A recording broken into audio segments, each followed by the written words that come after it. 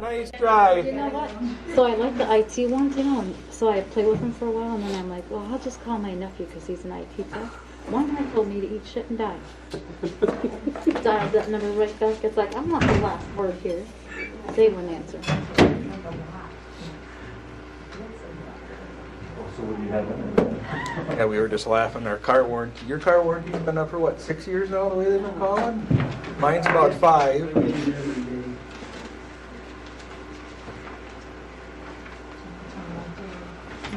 Hi, Jerry. Hi, Jerry. Hey, you made it.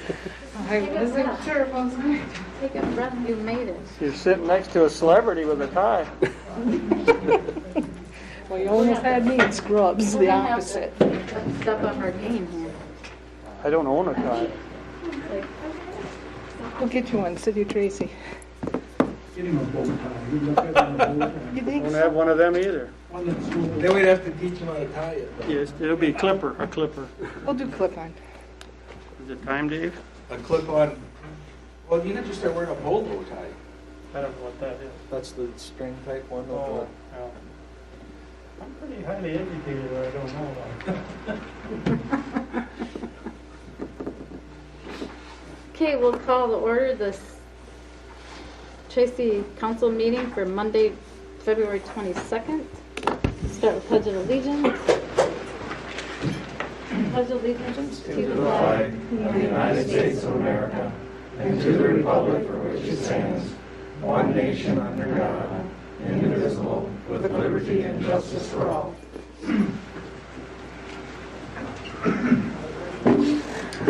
Doesn't look like we have anybody to do the invocation. Okay.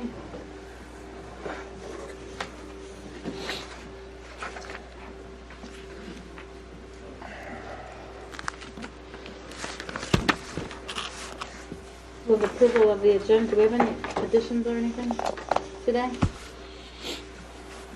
No? Is there a closed meeting? Motion to approve the agenda as written. Second. First and second, all those in favor? Aye. Opposed? Motion carries. Our public hearing is at 6:45, so we will come back to that. Public comments, Lexi? Danina? Okay. That'd be you. Sweet. Okay. Hello, everybody. I'm Lexi along with Sam Frame. We are here representing the TMB JO volleyball program. And we are asking the council to consider waiving the fee for the TMB JO volleyball program to practice at the Veterans Memorial Center. A few reasons that we would like you guys to consider that is, everybody last year was affected with COVID, including our program. So we are, not as flush as we have been in years past due to not being able to fundraise and not being able to have our normal tournaments that we would have here. And I know one thing that we do recognize is that we are not affiliated with the Tracy Area Public Schools. We are a separate entity of them. However, to be a part of our program, you must attend Tracy Area Public Schools, so it's kind of hand in hand, or our volleyball program kind of feeds that volleyball program. So therefore, we kind of feel like that's a good reason to kind of consider that. And we also would love to keep the program affordable for any, player that would be interested in playing for TMBJO volleyball. And this is just another way, lowering our costs will make it easier for people who would like to play. So we would just appreciate your consideration to waive the fee for practices and possibly a tournament here in the spring if we are able to do so. That's all I got.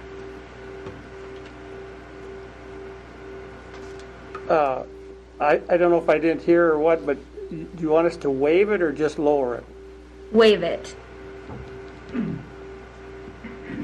What has been the amount that you paid in the past?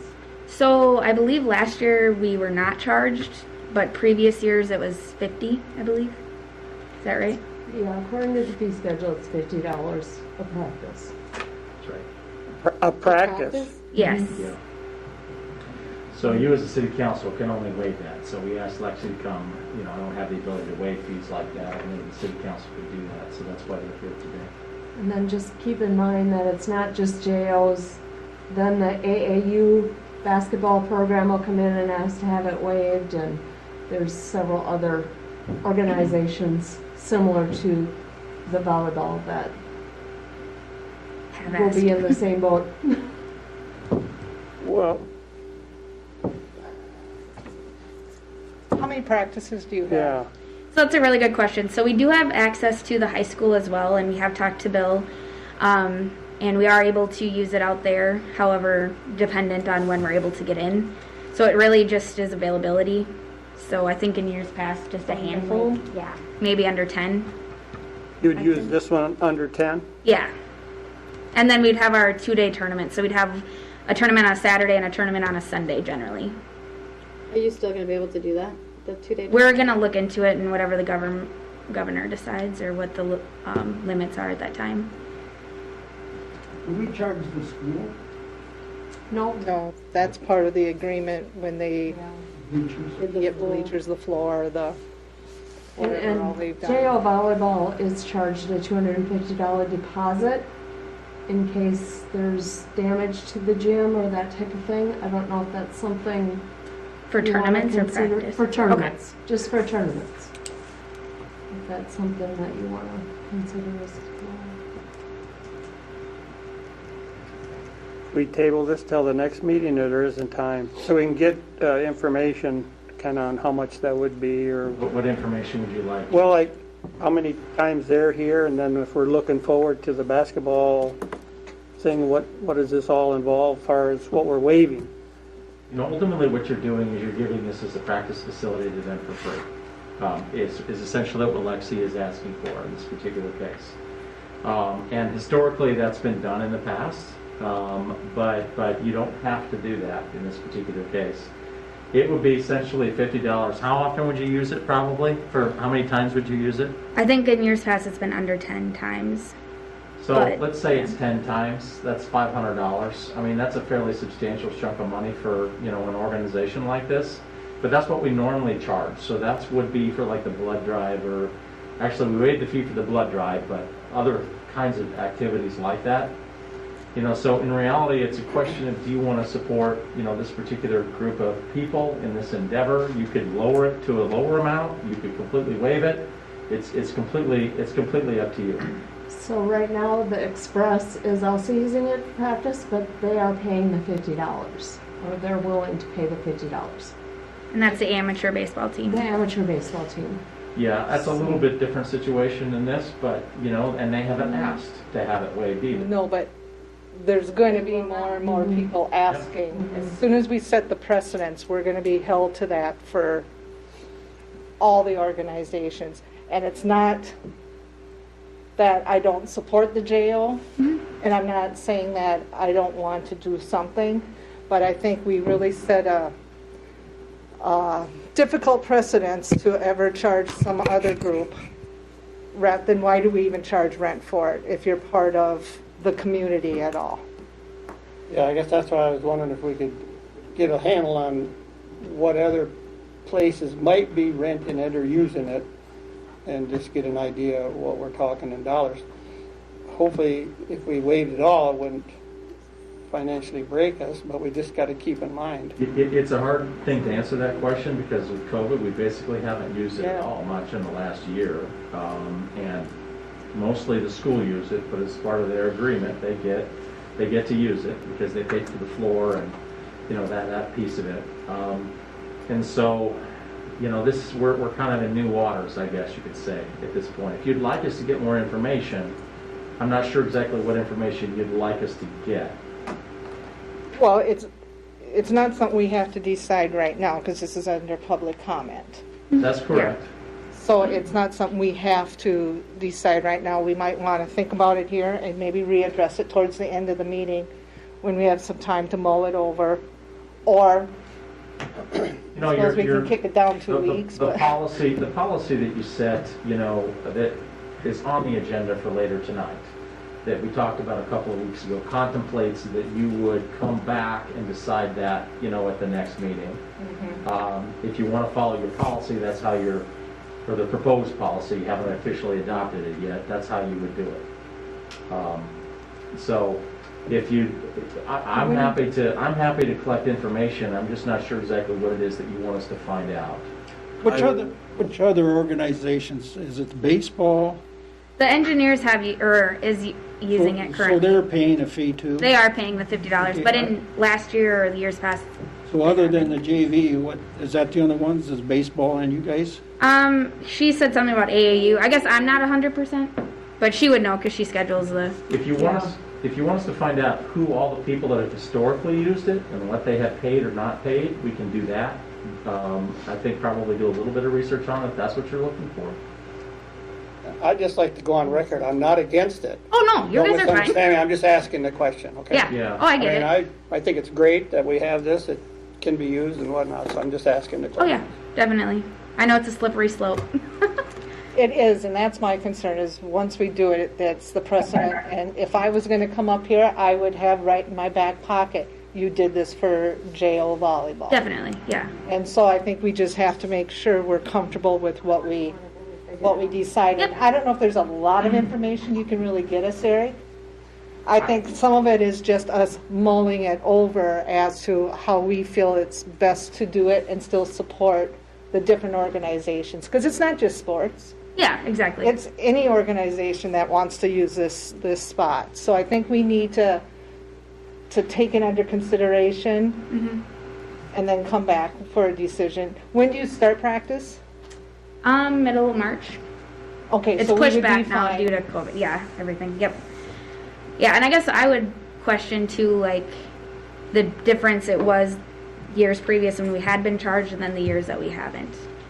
That's what I think you I guys think it's essentially want to because know. it's just people deciding Exactly. at that council meeting what Yeah. they were going to do. But I think that's what you want to see is that effect. So I was just saying it for. Yeah, I think Chris's thought process was if it's a feeder program to the high school, that they wouldn't charge, but that was against the fee schedule. You're talking about the previous city administrator. Yep. My opinion would be that the administrator overstepped his bounds, because I believe that that's a city council decision, but, that is kind of water under the bridge. Ultimately, you have a couple of options. One would be to kind of waive them on a case-by-case basis. The other one would be to create a separate fee schedule for certain conditions, like, if it involved kids at school, or if it involved, community events you wanted to support, you could do that. There's lots of different ways, that you could look at it. But we could look and see what has been done in the past and bring that back to you. I could just email that to you. I'm sure by the end of the week we could find out some information, and then we can come back and discuss it at the next meeting if you'd like. I think that's what I'd like to do. I think if we set a fee for one, we should set it for all. And I think that's what you're saying, Jerry. Yeah, this is going to set the precedence, what our fee set schedule year. is going to For this be. year. Yeah. And it can be reviewed every year, I guess. Okay, that's what we would like you to do. Sweet, thank you. Thanks, Lexi. Anybody else here from the public that would like to talk about something that is not on the agenda?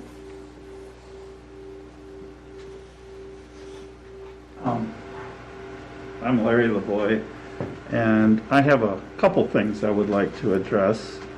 So I would like to be able to do that separate if I could. One is the senior center, and I am a senior citizen. I've not used it a lot. I've worked a lot of hours. I'm not retired yet. But I would like to see a really nice senior center. The reason I say that is, about a year ago, my wife and I started talking about retirement, and of course, we don't enjoy the cold that much anymore. So we decided, you know what, we want to try out this snowbird things, and so it's like, well, okay, I don't know anything about it, really, except people go south. Where do you stay? What does it cost? So I had talked to somebody a couple of years prior, and he went to Arizona, and he said, oh, there's a place down there. He said, I really like that area. He wasn't retired, but he works at a golf course, at the golf course in Marshall, and he goes down there in Arizona and works at a golf course down there in the wintertime. So we went down. We toured a lot of places down there. One thing we figured out real quick is we don't want to just sit in our camper or whatever. We want to do things. We want to be active. We want to socialize and stuff like that. And going to these places was a huge difference. And senior centers, I think, are a lot that way. And of course, I try and read as I have time. And see, one of the things that I believe is that staying active, doing what you do, will keep you healthier and alive longer. And I think it's so important because so many times you retire and people sit down and they die. I used to work for Culligan many, many years ago and took tanks around to these places and these retired farmers and stuff. Nicest guys in the world. Muscles like this, not my little arms. But in a couple of years, they were dead. And how I knew it was I had went on to a different job, but I read the paper, saw their obituary, and it was really sad. So when we were down there, we looked at the resorts. We picked out one. We bought a spot there. So happens it's a co-op. Most places you can't. You only rent.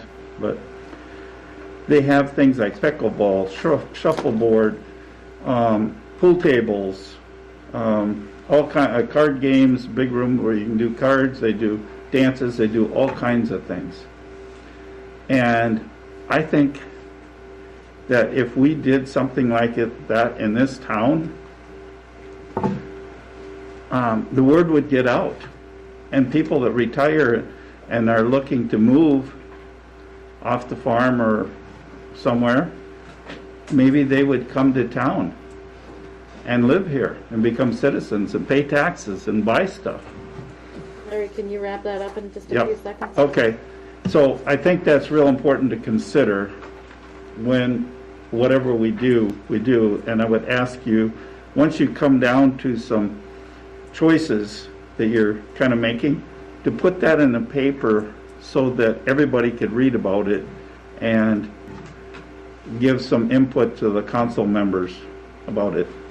But that's pretty much what I have to say about that. The other thing I want to say is I do read the paper. We enjoy getting the news, finding out about the community. I was very upset last week when I read the paper. Apparently, the administrator had a conversation with a Tracy resident, and I don't know, nobody was there, but she felt like she was called a liar. And if that's the case, then I think, first off, we need to know if that was the case, and if it was the case, he needs to apologize. Everybody makes mistakes. Everybody does things wrong. But, not sweep it under the rug. I'm not interested in having people that work in this community in government that Larry, you gotta wrap that up in like 2 seconds because Yep. the public hearing has to be at Public hearing is 2 6:45. minutes behind. Pardon me? Yeah, we're 2 minutes late on the public hearing. Okay. Anyways, I guess it needs to be settled, or there needs to be a resignation. Because I believe in truth and honesty, and that's my feelings. Thank you, Larry. So is anybody here for the public hearing for the Central Park playground equipment? Mayor, if you would, if you could officially open the public hearing and say, so that we have to do that officially, so we get testimony on the record, if you would, please. Okay. You're officially opening up the public record, or the public hearing for the Central Park Playground Equipment upgrade. And I have a quick presentation, and there's a few people on the line. We have representatives from both Flagship and Minnesota-Wisconsin Playground who put in proposals for this particular project. And I've got a quick presentation to kind of go through, with the various things, describing what they are, and then I'm going to give each of, those representatives an opportunity to talk about their project. And in addition to that, we'll just have to go through this one little piece at a time. I know this is confusing. It's confusing for me when we got everybody on the video too. But I'm going to turn the video around so you can see people. Unfortunately, the folks on the screen, because I need to operate my computer at the same time, are only going to be able to see me. But I promise you, the city council can see everybody else as well. And so I apologize for that portion of it. But if you don't mind, Mayor, I just want to start by running through the particulars of this project for the record. Please do. Tonight we're here to kind of discuss, what the playground improvements might be. You know that the playground equipment at Central Park is many years old. Doesn't meet disability standards. It's in need of constant repair. It's not safe by industry standards currently. We budgeted some money for that in this year's budget, and we anticipate that we're going to go for a grant at the Department of Natural Resources. That grant is due by the end of March, and so we haven't written it yet, but we need to get this approval first before we can do that. And we originally had budgeted $30,000 and then $30,000 additional money anticipated for a grant for a $60,000 project. We got some proposals to kind of expand that a little bit, and so you have the option to either not expand it and just spend what the budget does, or expand it if you wish. There is an additional $58,693 in the capital improvement fund that we could, budget for that with a budget amendment if you wish to expand the project. So you have the money to do that if you so wish to spend on it. And this is money that's available after all of our capital projects in the budget for 2021, and after the $144,000 that was already set aside for the community center. And so this is money over and above those things. This is kind of a picture of some of the improvements we're talking about. I apologize, I just took these a couple of weeks ago when it was cold and snowy as opposed to when it was summery, but you can see that the first project is a larger structure that's next to the next to the tennis courts and the amphitheater, and the other one is down the hill from the tennis courts. There are two proposals, and I'm going to go over Flagships first, and they'll get an opportunity to talk first. Flagship has 4 different options. The 5 to 12 structure, which is what we were targeting for the $60,000 cost, option 1 and option 2, and then there's an optional structure for smaller kids as well. This information is in your packet in terms of more information, but you've got a 5 to 12-year-old option 1 and a 5 to 12-year-old option 2. They're slightly different in terms of how they look. They're roughly the same size, but it some of that is personal preference, but I'll let Flagship talk about those projects. And the same thing with the 2 to 5-year-old options 1 and 2. And so with that, I'm going to introduce Bailey and Stacy from Flagship, and I'm going to unmute them. I think.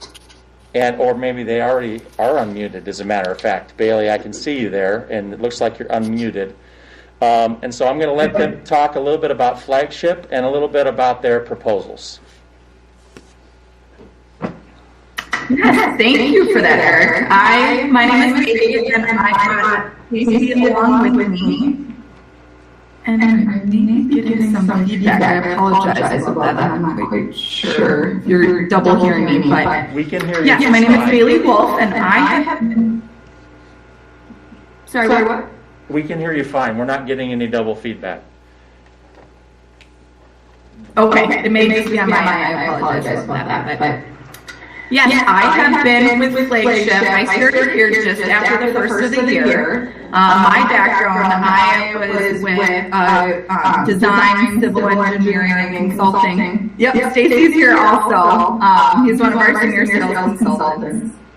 And my background, I was a landscape designer for a civil engineering design firm. And I've worked with Flagship in the past, and we've put together a few successful projects when I was there, and I wanted to kind of pivot my career and focus more on the play equipment and essentials that go directly into a park. So, but I still am able to use my design on layout parts too, which is pretty awesome. So Flagship here, a little bit about us. We represent landscape structures, playgrounds, which it's manufactured here in Minnesota out of Delano. So that kind of sets us apart from the rest, being locally manufactured. And we have a smaller group, and we're employee owned. So there's 10 of us within the Flagship Minnesota community, which is pretty nice. And we are part of the state contract. We're one of 3 companies that are part of the state contract where immediately we can help with any discounts. So that sets us aside also.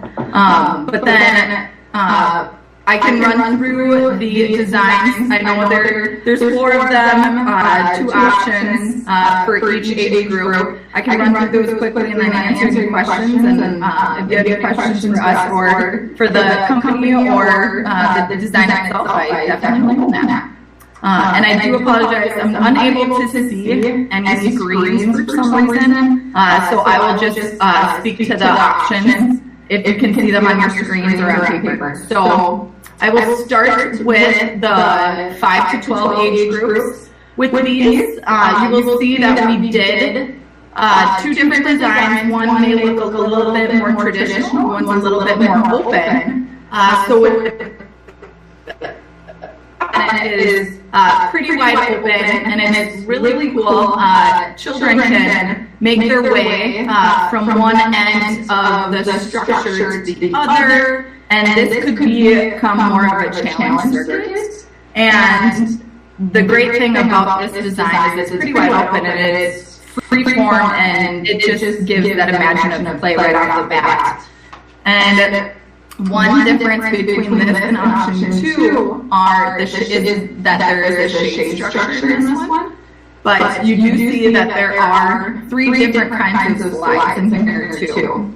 So this one just focusing on, it'll be more of the upper body strength, and then the kids can work their way across the playground there. And then option 2, this one you can tell right off the bat, different from the other one, that climbing wall. So that's a different feature that we wanted to throw in with this one. And this one is kind of focusing more on that climbing ability. If you look at the first graphic in option 2, that's kind of your more traditional where you climb up and you have the post and deck. And we did it in this option incorporate some neck climbers too. We do like to focus anywhere that we can add a plate element, we do it. So if you do look at the first graphic here, there is a sign panel for sign language. That will be on the outside. We're just showing that so you can see what could happen in there. So once children get to that deck, it's not just a deck that leads you to a different location. It gives a play element there that keeps the kids occupied. And then off to the side there, that's one of our newer climbers there. That's the Geoplex. So each of these designs can really keep the kids entertained for hours. And then with our 5 to 12, we did keep both of those under $55,000 each. You will see in each of the packets and each of the options I've included, we like to give our clients the option to add and subtract. So we like to work within budgets and also work with designs, and we go at a consultative approach. So whatever the council wants, if you want to slightly adjust, we're going to do that too. We don't necessarily think that you're going to pick option 1 or 2. We like to work with our clients and make sure that you are getting what you really want and what you think your community needs. So, and we understand that the city does have the capability of installing or getting skilled staff. So with Flagship, we like to give, we have multiple different options and hybrid options as far as the construction of our playgrounds. We can do anything from a full professional installation to a hybrid, which we could provide a professional oversight for the installation, whether it's community built, or if we drop off the parts and we give you all of the directions to install, which we like to think that they're pretty self-explanatory. We have pictures and they're pretty easy to go and get it in the ground. And if the city wants to go with that, that is definitely an option and very cost savings there. So those are the 5 to 12. And then if you look at the options for the 2 to 5, these two are pretty different. The option 1, you can notice that it's not your main structure. This isn't your typical single structure that you do see at parks today. We did go with a couple of different elements. One, it's very unique. It's kind of our cube feature, and it may be small, but that is packed with a lot of goodness. There is 12 to 15 different play elements within that cube there. And so that'll keep little kids busy for hours. If they can't find something on one corner, or if their little brother or sister is playing with it, they can go and play with something, and then their sibling will probably follow them to the next part. It's so cool. And this one is, in option 1, it is focusing kind of more on the sensory. So with these 3 different elements, we do have that cube, and then off to the side we do have our spinner. That's our Omni spinner, and an ADA. So anytime a kid hops in there, it is full supportive, so a child can sit in and they lay back. And then the other element that we do have in this option is our sensory wall. And that kind of weaves, and there's a bunch of different tactile surfaces and music elements included in that. And then if you look at option 2, that one is your more traditional, larger playground that you do see. Not trying to lower the bar on this one, but it's still going to keep the kids busy. We have different play features on here. You can see it's not just typical coastal deck. We do have on the first image there, we have a child coming out of a half tunnel. We have, instead of your traditional stairs walking up, we do have a climber, and it becoming more of a mountain climb. And then on either side, we do have 2 different kinds of slides. So in each option, we wanted to make sure that there was a variety to choose from. And again, we do like to work and modify. These we could have come up with, and we go with the direction that we're given, and then we always anticipate modifying, because things, especially any new items that do come out, then some people do see that and they want to include that, and or any of the coloring. If there's different colors that come out too, which this year we released 4 different colors. So things were very customizable as a company, and yeah, Steve, is there anything that you would like to add that I may have missed? No. But yes, I apologize if I flew through those. I hope I went over them in as much detail in this short time. But with that, do we want to leave questions up for the end, or do we want to answer them now? I just have one quick question. I didn't look through the quotes real closely, and maybe it's on there, but the pricing does not include the ground or the landing. Oh, the surface? Yeah, the surface. There we go. Thank you. Is that included in the quotes? Yeah, in the quotes, it does include the surfacing in each of them. We are doing, in these options, in all four of them, we're showing, we call it EWF, it is engineered wood fiber, which in many, we just call it playground wood chips.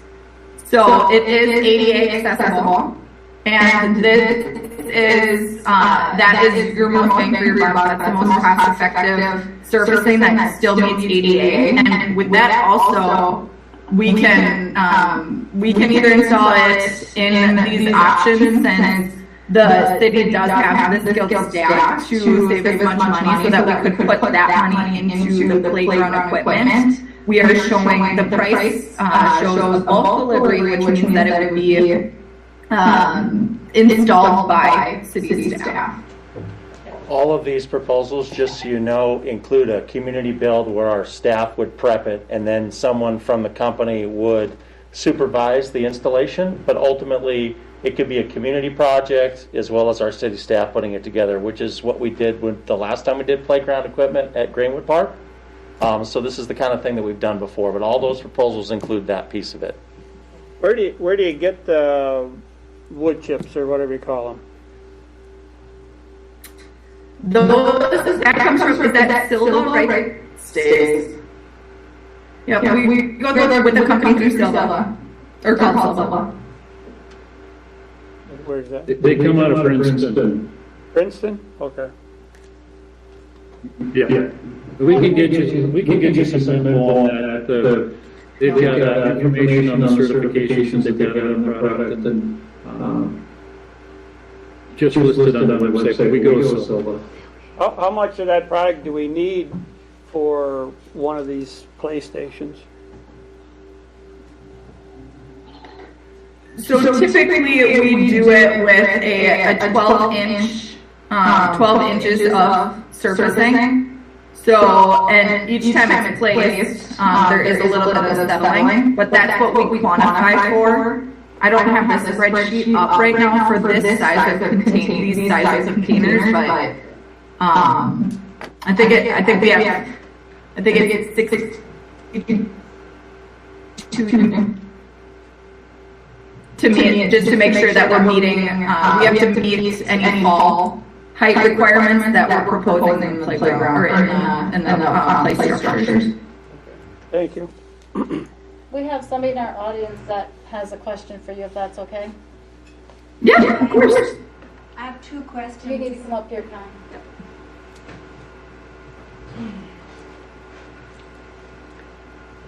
Con. What is the warranty on the equipment? And also, does the city have insurance in case someone gets hurt? I'll answer the second question first. Yes, we have liability insurance for these kinds of things.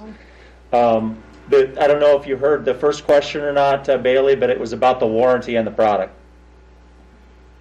Yes, and that technically what stays there, would you be able to answer that one? Sure. I mean, we can provide a link to, but it's kind of it's probably an industry, some Dan stuff probably got similar warranties, but we're going with aluminum posts and stainless fasteners. So they put a 100-year warranty on some of these parts. Parts that have movable components where the bushings are nylon, that's usually between 5 and 7 years or thereabouts.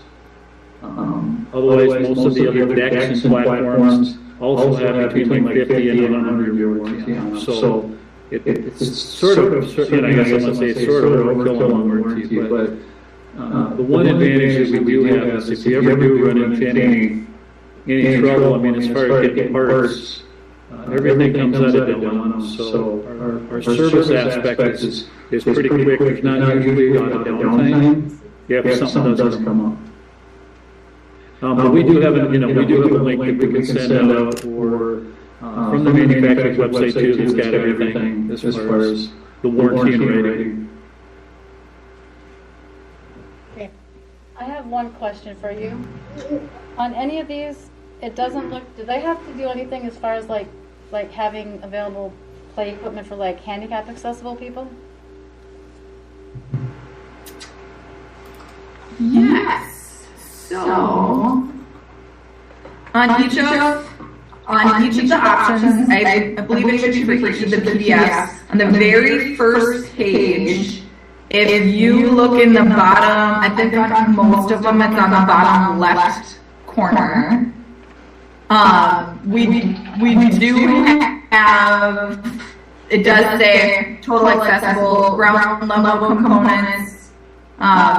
It shows how many are required, and it does show how many we include. Here I have the option 1 on 5 to 12. There's 3 there and for required, and we've included 3.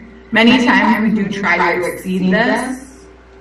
It looks like 3 for 5 to 12. But yes, there are components that are ADA accessible and used for them. I think, Council, that's on the larger PDF and the overhead plan. And if you see the kind of the site overhead plan in the lower left-hand corner, that's where you would see that handicap element of it. Yeah, and just to, I mentioned that we try to shoot for the moon with that. And so if you look at option 1 for the 2 to 5, there's 3 required, and we're showing 8. So the other thing that we would do, if I remember up front, you guys thinking about the DNR grant too, we would take, based on the design you selected, we'll go through and highlight the ADA accessible pieces in particular, as well as the ADA access points into the playground itself, so that you meet all the criteria when you submit for the DNR grant, or any of the other grants. Mm-hmm.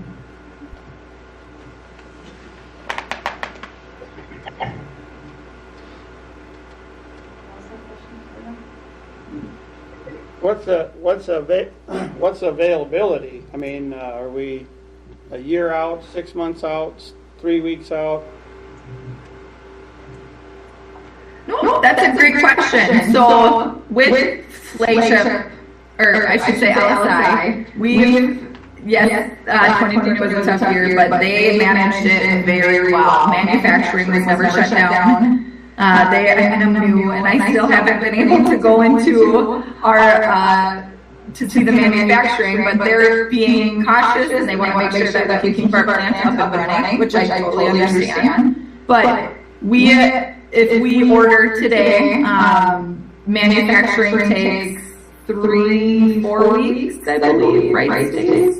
And then we can get it shipped within a week after that to the site. Thank you.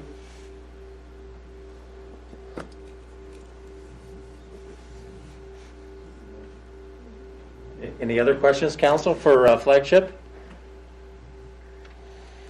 Okay, I don't see any. I'm gonna move to the next proposer, which is Minnesota-Wisconsin Playground. I'm just going to set them up a little bit. Thank you. Thank you. Thank you.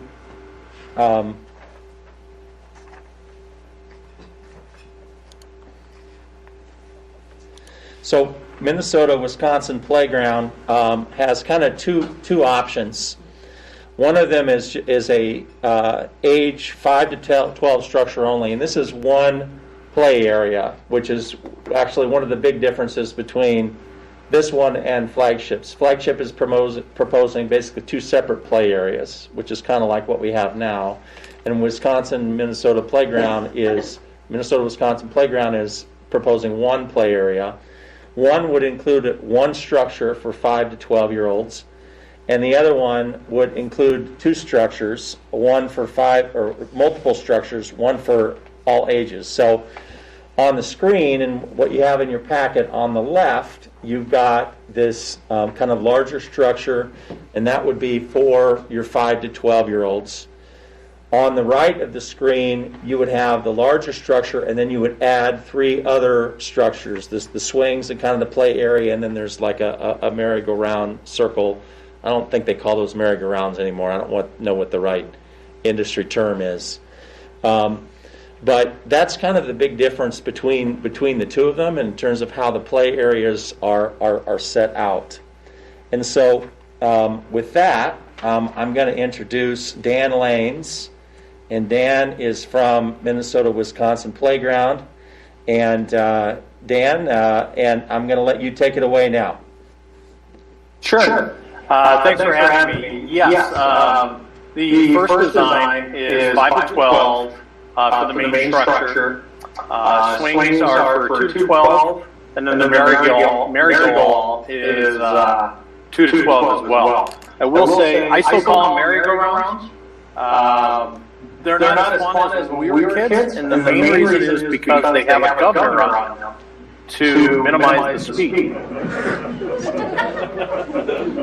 Yeah, I laugh when I talk about it all the time. I had a city actually call me, and they said their governor wasn't working, and I asked, do you want to fix it? I would, but that's just me.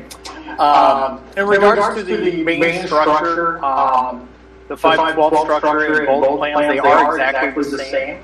All I did was, on the other plan, I added a 2 to 5 structure. And so the price difference really is $60,000 compared to $74,000.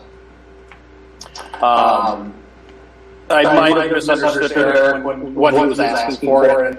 So I can certainly redesign, that's not a problem.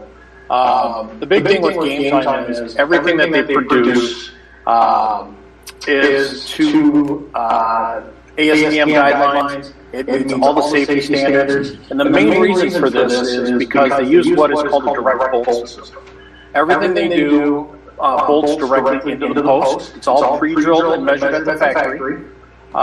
It doesn't use a clamp system, which my competitor is using. But it allows for no mistakes to happen during the installation. The last park we did for you guys was, I thought it was called Greentown. And I heard, Eric, is it Greenwood or Greentown? It's Greenwood, yeah. Greenwood, okay. I don't remember if that was a supervisor build or not. It was. It was, okay, so that was probably Steve and Joey out there doing that. And they are one of 5 crews that we have, actually. We are the actually largest supplier of playground equipment in the state of Minnesota. We might not be manufactured in the state, but we put in the most. Game Time, the manufacturers in Fort Payne, Alabama. They've been around over 100 years, and we've been their distributor for 40. I've been in the industry for 20 years, 7 with a different supplier, and then the last 13 with Game Time and Minnesota, Wisconsin Playground. There's not too much I don't know, and I still like going on slides. Don't tell the kids, but if you want to go faster down the slide, Armor All really works well. Or wax paper. But, you know, if I've done a few of the DNR grants, my designs are all labeled already for the DNR grant application. So I won't need to change anything on there. The other thing, too, is if you're awarded this, I do believe you get a couple of years to decide what you wanted. There's not a rule that if you submit, let's say you submit my design and say, okay, this is what we're going to do.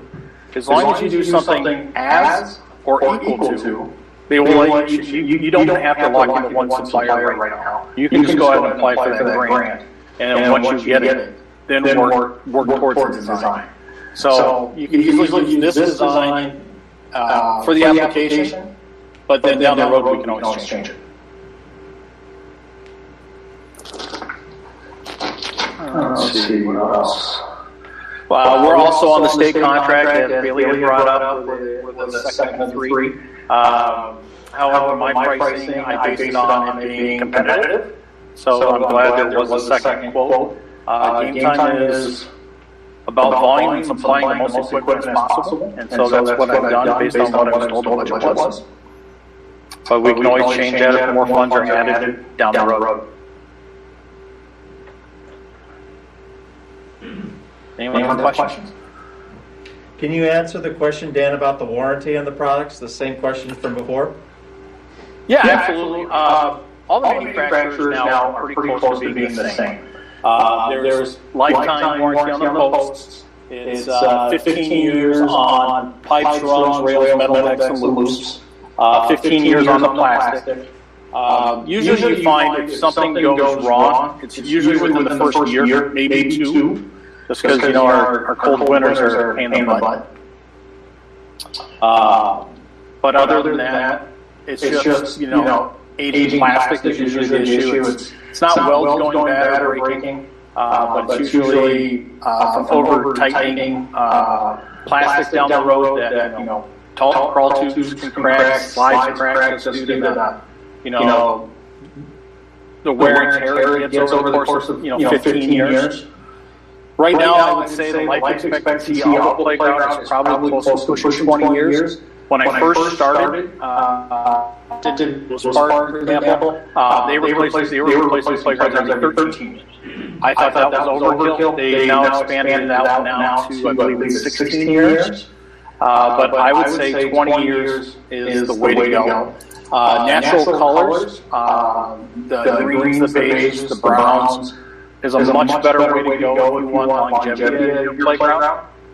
Reds and yellows are horrible. The sun just beats on it, and there's not enough protection in those, no matter who the supplier is. So I tend to stay with the natural colors. What is the availability of your product? Ours is, right now, it's 4 weeks. It ships on week 4, so it would arrive week 5. All the manufacturers are made to order. You place your order, they have materials, they have materials coming in all the time. The bad part is, and I don't know if Bailey's company is doing this or not, we're actually going to be taking a price increase here shortly because of the cost of materials in the steel market and petroleum market. But when I say petroleum, basically it's the resin that's used to create the colored plastic. Those markets are going like crazy up, and so we're taking a price increase, which I'm happy about. But the big thing it boils down to is, you know, we have 5 full-time crews. We have 11 people here in the office staff-wise. When you call us, there's always an answer. My phone is always on. And when I come through town, I always stop and look at my projects to see if there's anything that needs to be corrected. So, you know, when I come through, I know where my stuff is because I put it in the ground. I come look at it. Can you also answer the question about the handicapped accessible for the playground? Yep, all the playgrounds we sell have to meet the guidelines. If you have so many elevated, sorry, give me 1 second.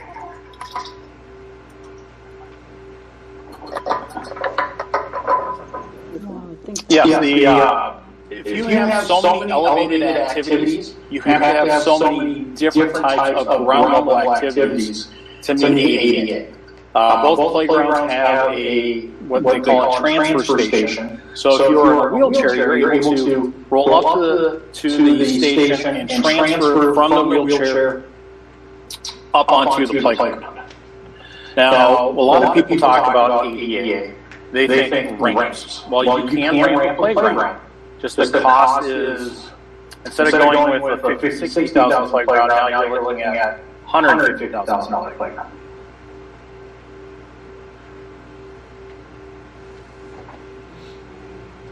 Do you use also wood chips for your base? Yep, we use engineered wood fiber. Ours is by 5-bar. It is the most economical way to provide ADA surfacing. You cannot use P-rock or sand anymore, and it's basically because a building device would sink in. and they still do rated. P-Rock, or excuse me, Sand only has a 4-foot fall height rating, so you can't put a playground in it that's taller than 4 feet. And P-Rock is 6 feet. Whereas the engineered wood fiber, you can, based on the height of the equipment, you can change the depth of the wood fiber. But I usually do 12 inches throughout, and when we supply it, it's 12 inches after compaction. So that means when you first get it, it is fluffy and white, or excuse me, my analogy is going to be white snow, but it's fluffy, and you're going to be like, oh, you put too much in there. Well, after it rains or snows or the kids run on it for a week, it compacts down, so you're able to push a little wheelchair on it. And then in about 5 years, you top it off with more wood, like 3 to 4 inches. And over the course of the lifetime, every 5 years, you're going to have to do this. At about year 15 to 20, you need to make a decision. Are we replacing this playground? We should just pull out all the wood chips, because eventually it does all break down to dirt. What are the dimensions of the combined playset, the 2 to 5 and 5 to 12? Yep. Will it Here. will it fit where our 5 to 12 unit is now? I would need to double check, and that's what makes quoting the winner a little tough, is because the aerial view I get from Google Earth was blinded by the trees.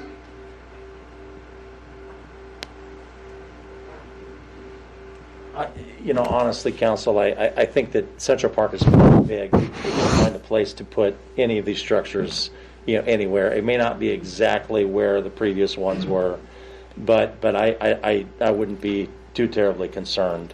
But we will have to try to figure out how to fit things in, and we might have to move some other things around if it becomes an issue for sure.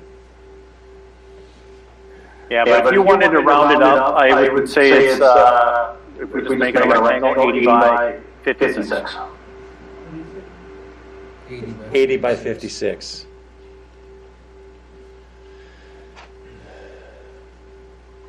And other things to consider too, like I put a plastic border all the way around. If you have somebody in town that wants to donate labor or material, with this being your central park, is I would almost do a concrete border around it, because in 20 years, when it's time to replace the playground, you don't have to touch the border; it stays the same. You don't have to worry about mowing against the plastic border, because plastic border, they become brittle. Mowers get them. They're $50 a piece. They're 4 feet long. Whereas if you put a B6 12 curb, you can just put the mower up on the lip, go around. You don't even have to weed whack. That's just food for thought.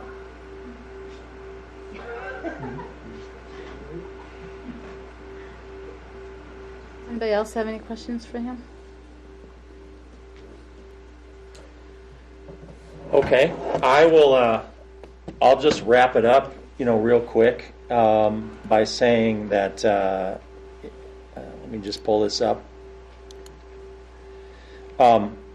Kind of how this went is that we had a $60,000 budget, as you know, for this particular project, and so we went to these two folks and said, build us, what does a $60,000 structure look like, which is the 5 to 12 programs that you see. And then I went back to both of them and said, we might have a little extra money, and council might want to spend some more. And so can you give us an option that would add some additional play areas for the younger kids as well? And so that's how you got kind of the add-on, component to this. It makes it a little bit apples to oranges, but what I hear from both of these manufacturers is that they, will work with us to try to figure out what makes sense in our budget. However, your options, as I kind of outlined in your packet, are, we just do one of them, the $60,000 budget, with Minnesota's Wisconsin playground, or you do Minnesota-Wisconsin playground with a larger structure, Or option 3 is you do flagship just with one of the 5 to 12 playgrounds, which again is within your budget. And option 4 is the larger area. Kind of the big question is, I mean, there's several big questions that you might ask yourselves. One is, do we want to try to expand the budget to include larger play areas? If not, then maybe it gets a little bit easier to go to the next question, which is, which one of these companies would you like us to work with, and award the agreement. Then we go to a DNR grant and hopefully get something built maybe as early as later in the fall. And so with that, that's all of our presentation tonight, Council, and I'd be happy to answer any questions. I don't know if we have anybody from the public that I know we had one person that already spoke. Connie already spoke. I don't know if she has other things to say, and there might be other people in the audience that also have some commentary on this as well, Mayor.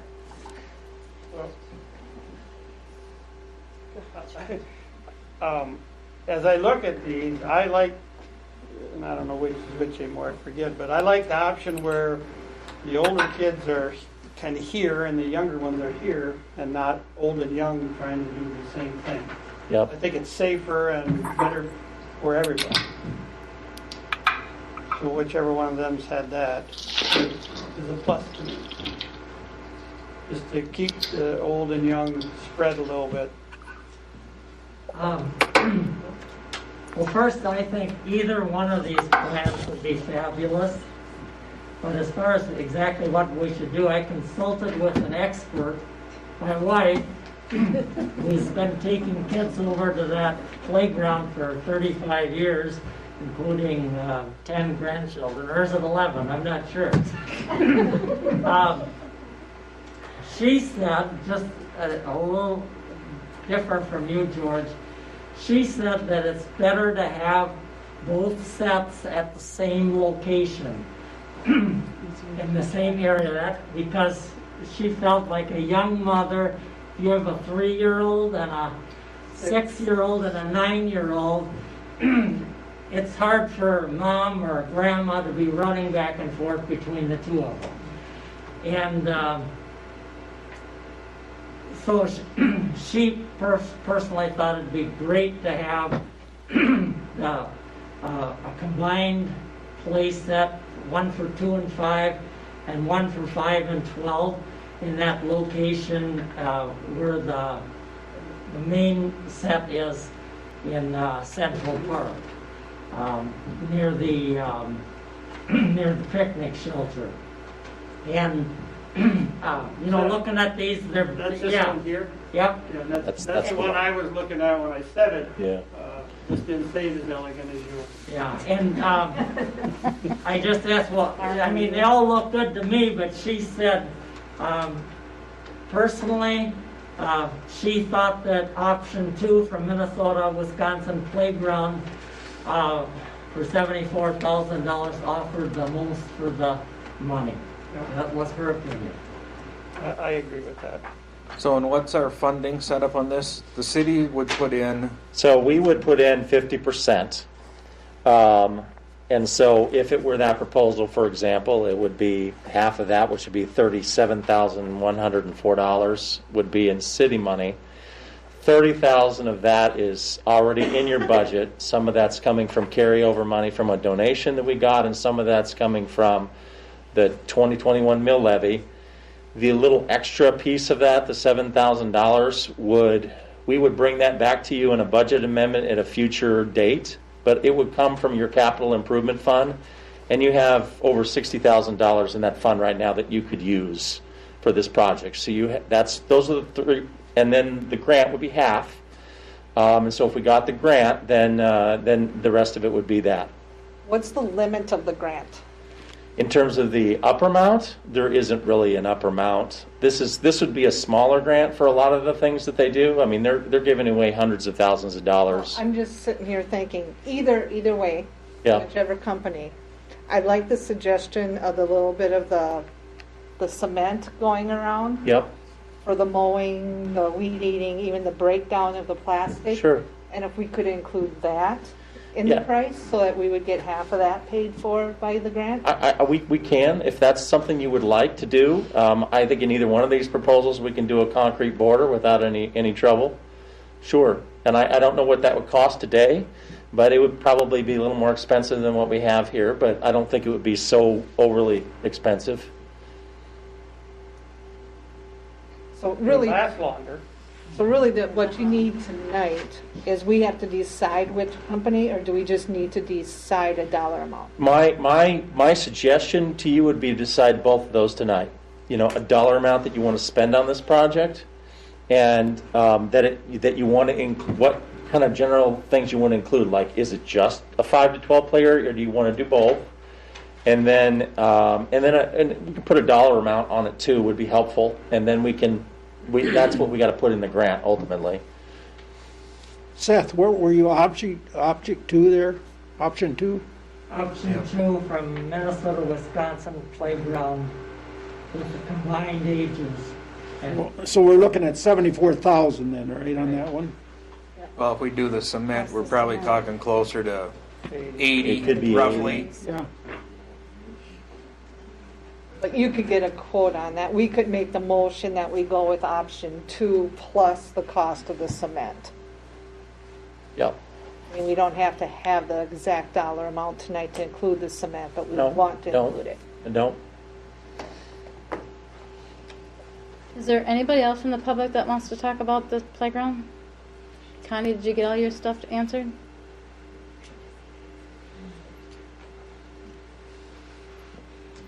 I would just say it, if you're doing it, do it right and make it to last. Our old one lasted us maybe 30 years. This one probably will too. We need to do it right. Thank you. Any other mothers out there? What's wrong with the dance? Yeah. You have to come up? Okay. Well, we were just discussing, Sam said that a lot of the times at the end of the school year, they bring kids to celebrate the end of the school year to the pool park, and that is a great park, obviously, but there's not a lot of shade. So just to be, I know there's trees at Central Park, but just to be observant of that, or make sure that there's some kind of shade structures, whether it be by trees or something. And I agreed with Seth and Betsy too when it comes to having to try to keep an eye on everybody. It'd be nice. But then I also agree with George because my 2-year-old would go do the 15-foot slide, so. Well, I was talking the same one Seth was, I just didn't get it out right. True, yeah. So yeah, okay, that's it. Thank you. Okay, dads? Yeah, grandpa. I think he's good.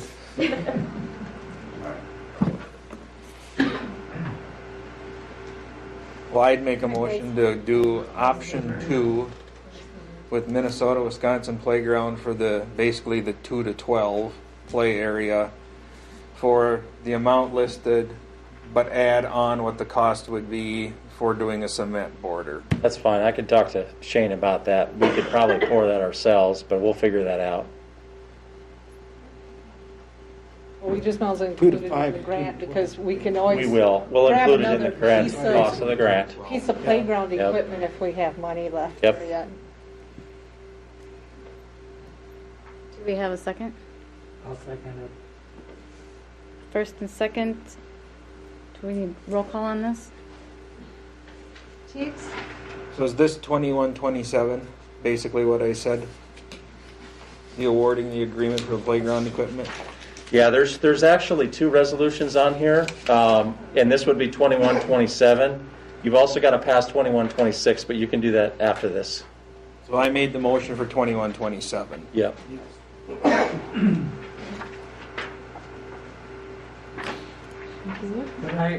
Could I suggest an amendment to that resolution, Dave? And I'd suggest changing the first line where it says, whereas there are 2 areas of Central Park that have equipment in need of replacement. I would prefer that just read, whereas there's a playground equipment at Central Park that needs replacement. And the reason why is I personally think that we should, even if we install this new set and that we tear away that set that the Kiwanis installed 40 years ago, just east of the picnic shelter, I think we should keep that little playground equipment with monkey bars and the little bouncy things and Is that where the teeter-totter is over there too? yeah, because I mean my grandkids just love that, and I think it could just be left personally. So I think you'd want Shane to come talk to you about it in the future about that, because I do know there's a number of things that are in need of repair and constant repair on that, but we can leave that for another day. Fair enough. Now, do I understand, they come and set this up, or we still need volunteers to do it? So what we would do is it'd be a community build, so they will bring somebody in to supervise it, and we would include our city crew and then any other volunteers in the community who wanted to participate in the project. So like if Lions wanted to do it, or any other community members, yeah. So Eric, that 74,000 is what you're just talking about, then that's the price if we do it ourselves? Plus concrete, yes, if we do it ourselves. It's like $3,000 to do a supervised build, something like that. And that's in there. That's in there. Mm-hmm.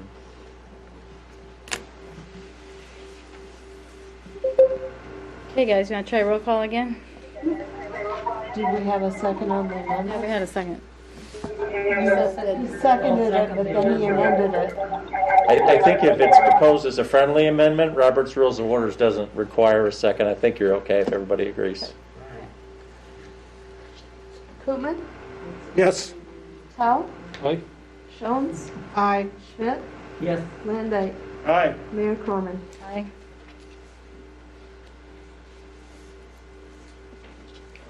And then I'll make a motion to approve resolution 2021-26, approving the match for the DNR grant.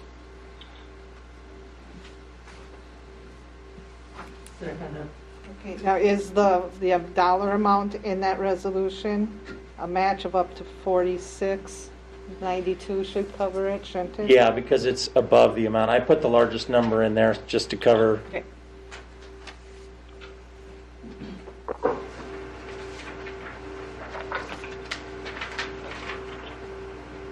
Roll call. Tao? Aye. Jones? Aye. Teagues? Aye. Koopman? Aye. Schmidt? Landau? Aye. Mayor Corman? Aye.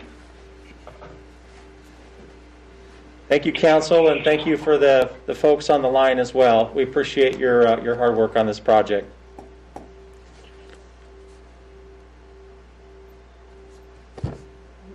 That's it. That's all we have. So we'll have approval of the February. You gotta close the public hearing. Yeah, we got to close the public hearing. Okay, we're officially closing the public hearing.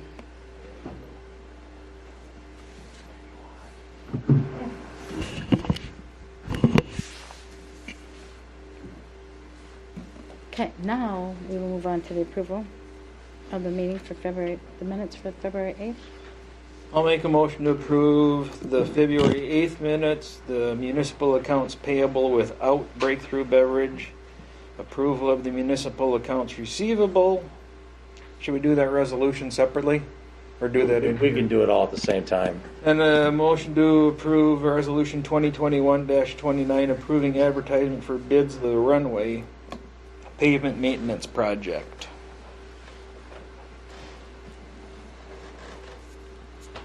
I'll second it. The first and second, can we have roll call, please? Mayor, could I just ask a question on the resolution approving the bids for the runway? It's sure. Sure. Okay, what's the cost on, or the estimated cost, and what's the city's share? The city share is 10%. I don't recall the full amount of the cost.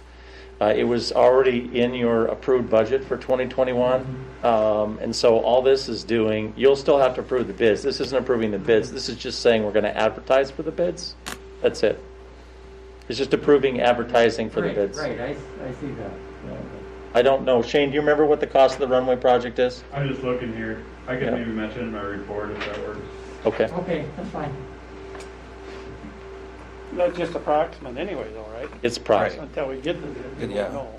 It's our best guess. It's the engineer's estimate. Yeah.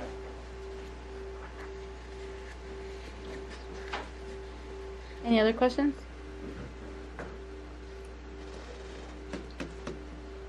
Roll call, please. Landay, Aye. Tao, Aye. Schmidt, Aye. Jones, Aye. Teagues, Aye. Ron Koopman, Aye. and Mayor Corman. Aye.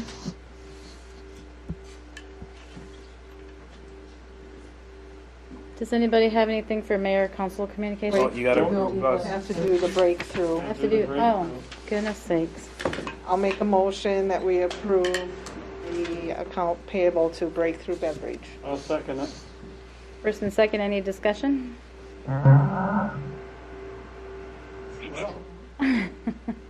Roll call, please. Koopman, Aye. Schmidt, Aye. Teagues, Aye. Oh, nope. Jones? Aye. No, not me. Abstain. oh, yep. Jones, Aye. Tao, Aye. Landay, Aye. Mayor Corman. Aye.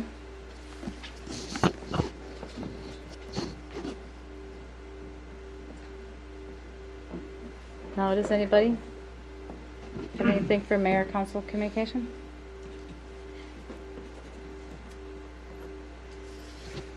Alright. Staff reports. Who wants to go first? Well, the first one's going to be the ISG report. Okay. And this is the main event of the evening, if you think of it like that, right? We should let the other department Monday. go first, so if they want to leave, they can. I do have ISG's architect on the line. Would you like to do, if you'd like to do this, the other staff reports first, or we can go through this? Well, if you have them on the line. It's up to you. Yeah, I think we Get should these let guys the outta here. department head. You want to let the department heads go first? Yeah. That's fine. Sorry, Brian, you're going to have to wait a little bit. Oh, that's fine. Not a problem. Okay. Can you hear me? Eric? Yes, thank you. Could you hear me, Eric? Yes, I can hear you. Yes. Thank you. Can you hear me? Okay, I just wanted to make sure I didn't have that on. Yep. Yeah, no, you're good. I'll just hang. Sounds good. Thank you so I'll hang much. tight. Jason, do you want to go? I'll take any questions you have about the report I submitted. I really don't have much to add to it other than the police commission met for their annual meeting in February, and that meeting went well. So Anybody have any questions for Jason? Thank you, sir. Val? I also don't have anything to add to my written report, so I'm happy to answer any questions if you have any. Do I have any questions for Val? Looks like your circulation is staying up okay. Yeah, it's going pretty well. It was a little slow last week. Nobody wanted to come see me in the cold. But Hard to believe. I know. Are there more kids coming to the library with the internet and so forth with the distance learning that they had in the schools? Not too much. We've certainly had a few situations where, maybe a family doesn't have internet at home and needs some assistance from us, and we're always happy to help out with that. So Val, do you feel like that there are significant numbers of kids who the library is their only source of the internet? I don't think so much anymore. I think that used to be the case. I think a year ago that may have been the case. But when they went to distance learning last spring, I think there was an effort really made to get internet in the homes of most of the children so that they could do their distance learning. And I think probably a lot more families have it than used to, and also The school has hotspots that they can send home. And speaking of which, we have hotspots too that people can check out. I think we've got 6 of them now. Oh, great. Yeah.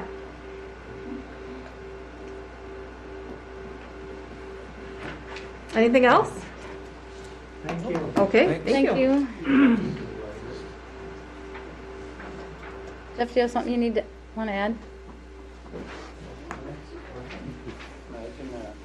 I usually get to be last. Couple things, the more COVID CARES grant money, and it's another round, just trying to get that out to as many businesses as I can. There's not nearly as much money as there was the last time. Just wanted to let everybody know that I am on the Tracy Kids World board now, and I more than ever, and I don't know why I didn't know it before, but how important that place is out there is just unbelievable to this community around here. And then just we're very busy with taking part with the senior center and the swimming pool, and just the UCAP grants is almost done. I mean, we've got some people applying. I think we're up to about 25 or 26 people that have applied for it, and they've already got 20 approvals, so there's only 1 left sitting out there. And again, that's just sitting out there for emergencies. So we're ready to get this one done and get it over with and wait our allotted amount of time and apply for another one. The swimming pool you mentioned, you have enough help lined up? Yep, we had an open house 3 Saturdays ago, and we were, because when you've got, and my kids were always swim instructors and working at the pool, so I know that you always have the people that are leaving because they get too old for it. You know, they get out of college or get through college or whatever, and then you got people coming in all the time. Well, we missed both of those last year by being closed, so we were nervous that we weren't going to be able to find enough people for applications, but we had more than enough applications. In fact, we had 12 people show up there, and there was 4 other ones, so there's 16 applications altogether. How many That's did they awesome. need? They could use 19 just for the fact that there's baseball schedules, basketball schedules, volleyball schedules, and everything else. So that's what we've got. Shannon and I will be setting up some schedules. We think we're going to have enough though, so that's good for everybody. And then right now there was just advertised in the paper that they're looking for a couple of assistant managers and front desk people right now. And I called on vendors today too, is what I called on today. So the pool will, on that end with employees, will be ready.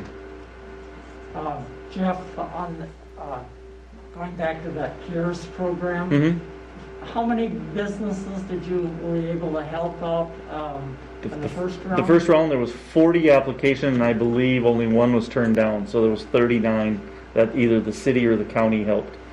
There was $3 million that the county had, and they dished out $2 million of that to all the businesses throughout the county, and we come up with about $400,000 of that stuff. So we had a good share. A very good share. So the 39 businesses, their grants range from what to what?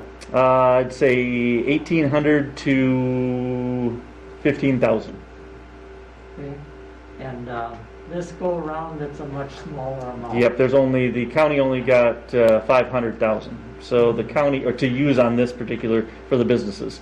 So they only got 25%. So I would like to say that we'll get 25%. Maybe 90,000 is what I'm hoping for. How many businesses do you think you're going to be able to help this go around? I'm hoping 12. Good. And people can still apply through your office then? That's actually through it was last Wednesday was the last day you could apply for it. Oh, okay. But they actually called me, EJ, can't think of his last name, Moberg called me, and there was actually a couple of them that him and I had talked about applying that hadn't applied yet, so he actually called me on a Monday to tell me that they hadn't applied yet, so then I recalled them and told them. Good. So the county's working very well with us. Good. Anything else? If you got anything for me, let me know. I'm here. Thank you.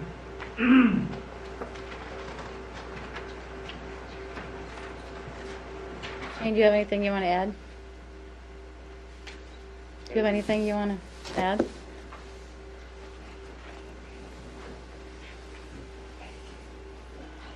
I always have a few additions.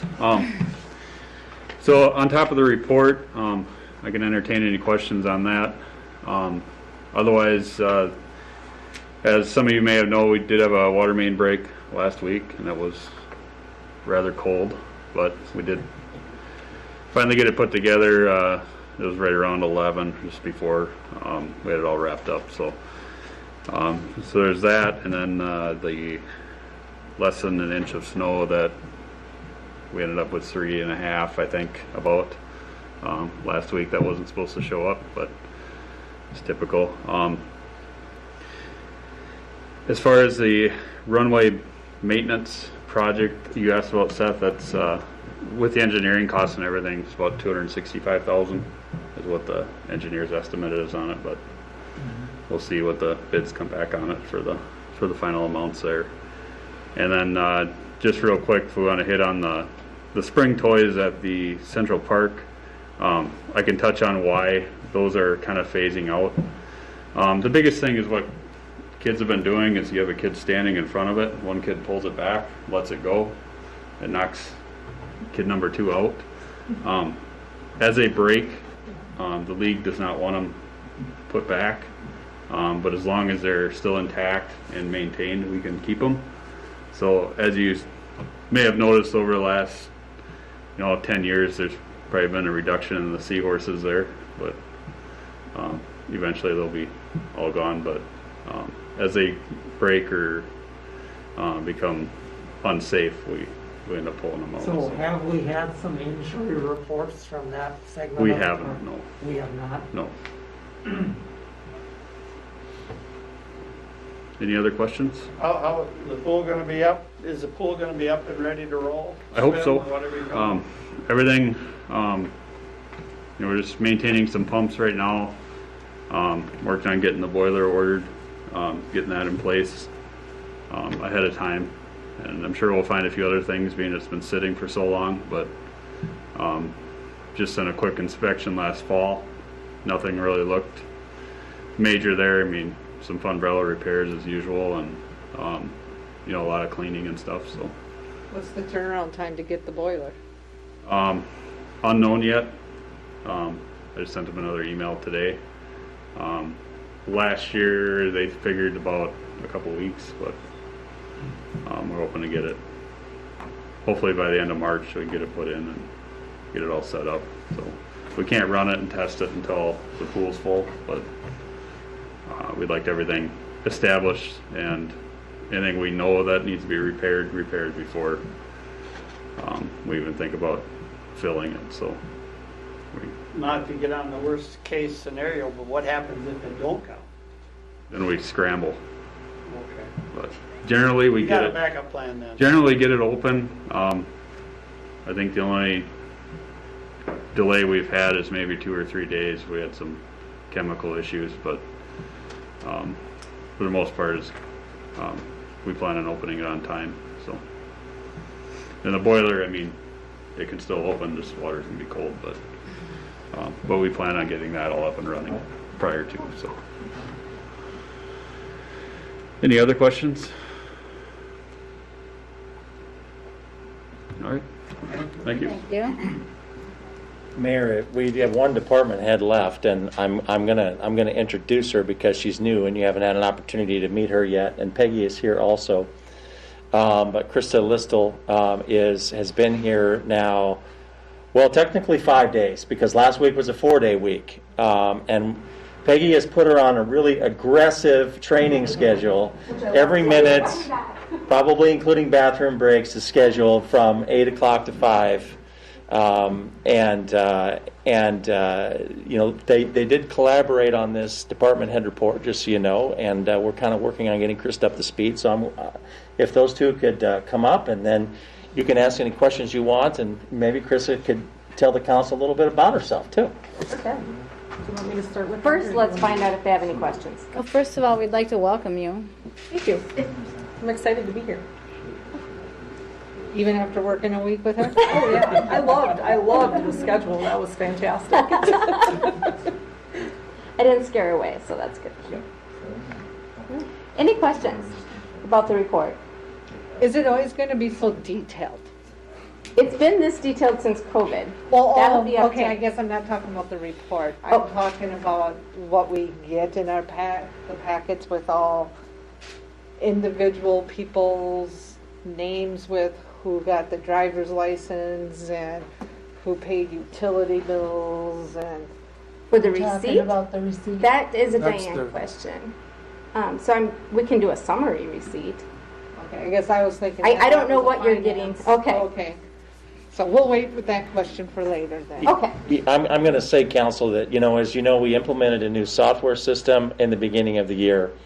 And some of the reports are different looking than the previous ones because we're still trying to figure out, there's certain reports we have that kind of came with the program, and then we can build our own custom reports too.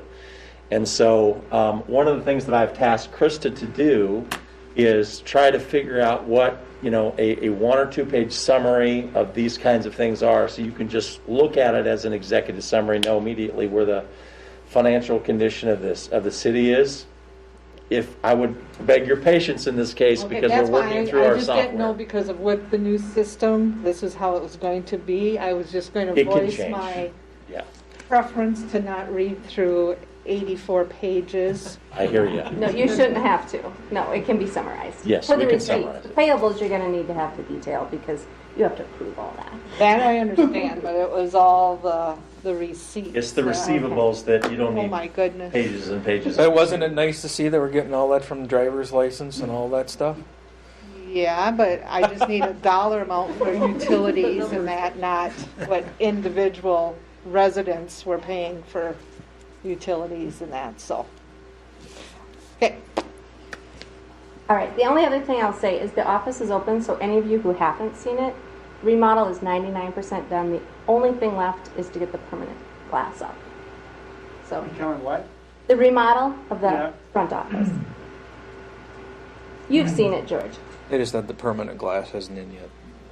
What do you like best about it compared with The old? space, it's definitely more open. We can see everybody. When we do have 2 people up there, it works great to get people through. Good. Chris was up there this morning for 2 hours, just kind of overseeing. As an outsider, what did you think? Watching, learning. Yeah, I would agree. It's got good flow and.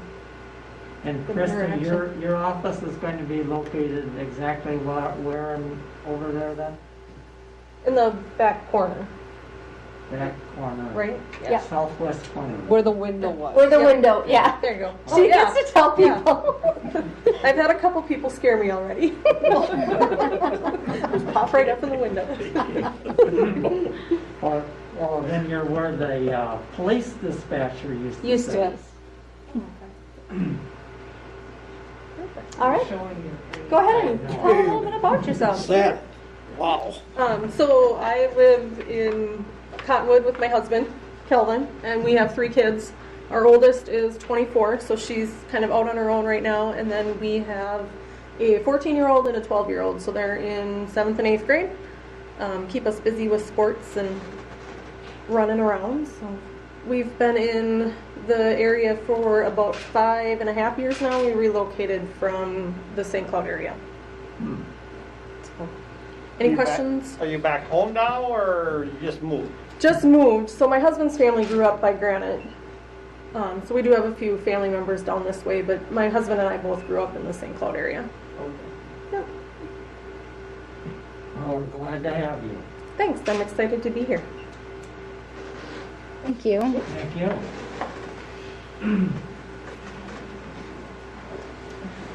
I think that's it. Are we ready for the ISG report at this point? I believe so. Okay. I'm going to pull up the PowerPoint, and I'm going to go through this relatively quickly. And then I'm going to turn it over to Brian Paulson. Brian Paulson is an architect from ISG. You know, we hired ISG a few weeks ago to do an analysis of our various options. And on February 2nd, a group of us, basically, you know, me and Jeff, some folks from ISG, Councilmember Lendit was there too, and you know, we did a tour, basically, of some various options. What ISG came back with ultimately is a report that includes several components of that. It's kind of a space programming needs assessment, first of all, asking the question, how much space do you actually need for a community center or senior center?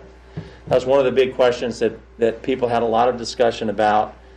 And then also just kind of a real high level, cost per square foot of some various options. I want to put a caveat on this, is that obviously we don't know exactly the cost at this point. That's why there are ranges. And a potential next step might be to have someone, if we wanted to narrow things down a bit, look at that in more detail to give us a better idea. What ISG did is they looked at 3 different kind of space options. One of them is just a senior center, and this is obviously the smallest of the group. We had about 1,700 square feet of seating space in the previous building. It was larger than that if you include the kitchen and closet space and things like that. But at 1,600 square feet, that would be enough seating for about 25 people. We served in the afternoons on average about 20 lunches, about a dozen people playing cards. And so this would fit our normal situation from a senior perspective, but obviously would not meet larger community needs if you had larger groups. A full community center is much larger, and this could do double duty with having some space for seniors in it as well. Would be more like 4,300 square feet. And if you combine a senior center, a multi-purpose room, and then also a full exercise studio, which is what this option, you're looking at about 4,500 square feet, which is larger than what we've had in the past, and larger than any of our other options, really. If you're going to build something this big, you'd have to build it pretty much from scratch. ISG is working with Garrett's in South Dakota right now on a community center that includes a senior center. And so they've done quite a bit of work already with them in terms of what a new facility might look like. As I understand, they're doing a new build there. In the report, they gave us some examples of some of the things that they're doing in South Dakota. It was probably a pretty good comparison, in terms of the kinds of things that we're looking at here. So costs, there's a fairly wide range. We're looking at, for a remodel space, anywhere from $130 to $200 a square foot, depending on what the project is. And for a brand new build or an addition to the VMC, anywhere from $245 to $275 a square foot. I'm going to let the architect talk about this a little bit, but one of the questions that I've been asked by other people is, well, how did you arrive at those numbers? Well, those numbers are based on commercial construction costs for similar kinds of buildings, like city halls, community centers, things like that, which is slightly different than maybe a residential project or other kinds of projects. But ultimately, it's based on those construction costs that they monitor as architects for these kinds of projects. Project costs could go anywhere from $250,000 for a small senior center up to well over $1 million. And so there's a fairly wide range when you look at the potential costs. Like I said, the range of construction costs are based on current commercial construction costs for public facilities. You'll notice on the list that the most expensive options were a new build and a VMC addition. Particularly if you put an addition on the VMC, the way I look at it is kind of like building a new building that's attached to this one in reality, is what it is. And the least expensive option might be a remodel.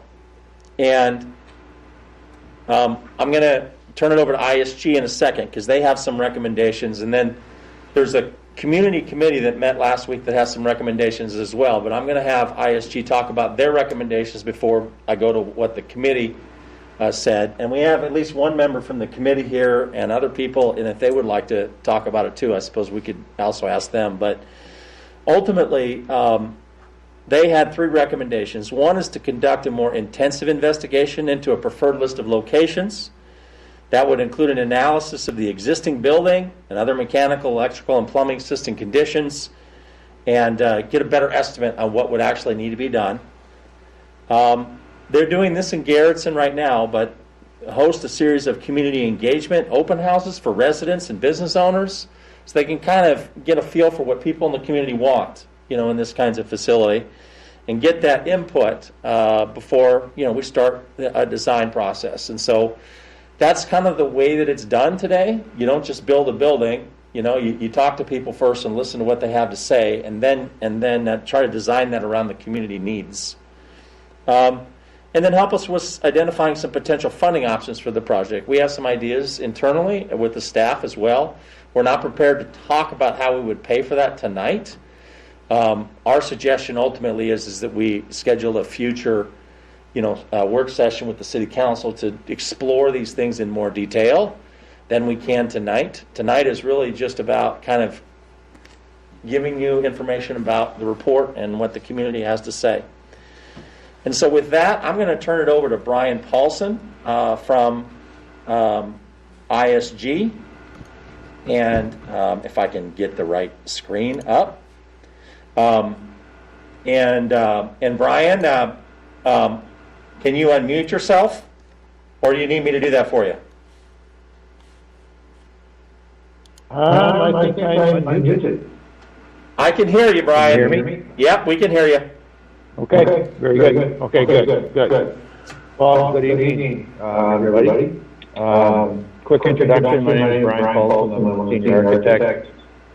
I'm at ISG, and I'm also, I lead our public architecture group, or by public architecture, the city, county facilities, as well as other corporate architecture, higher ed.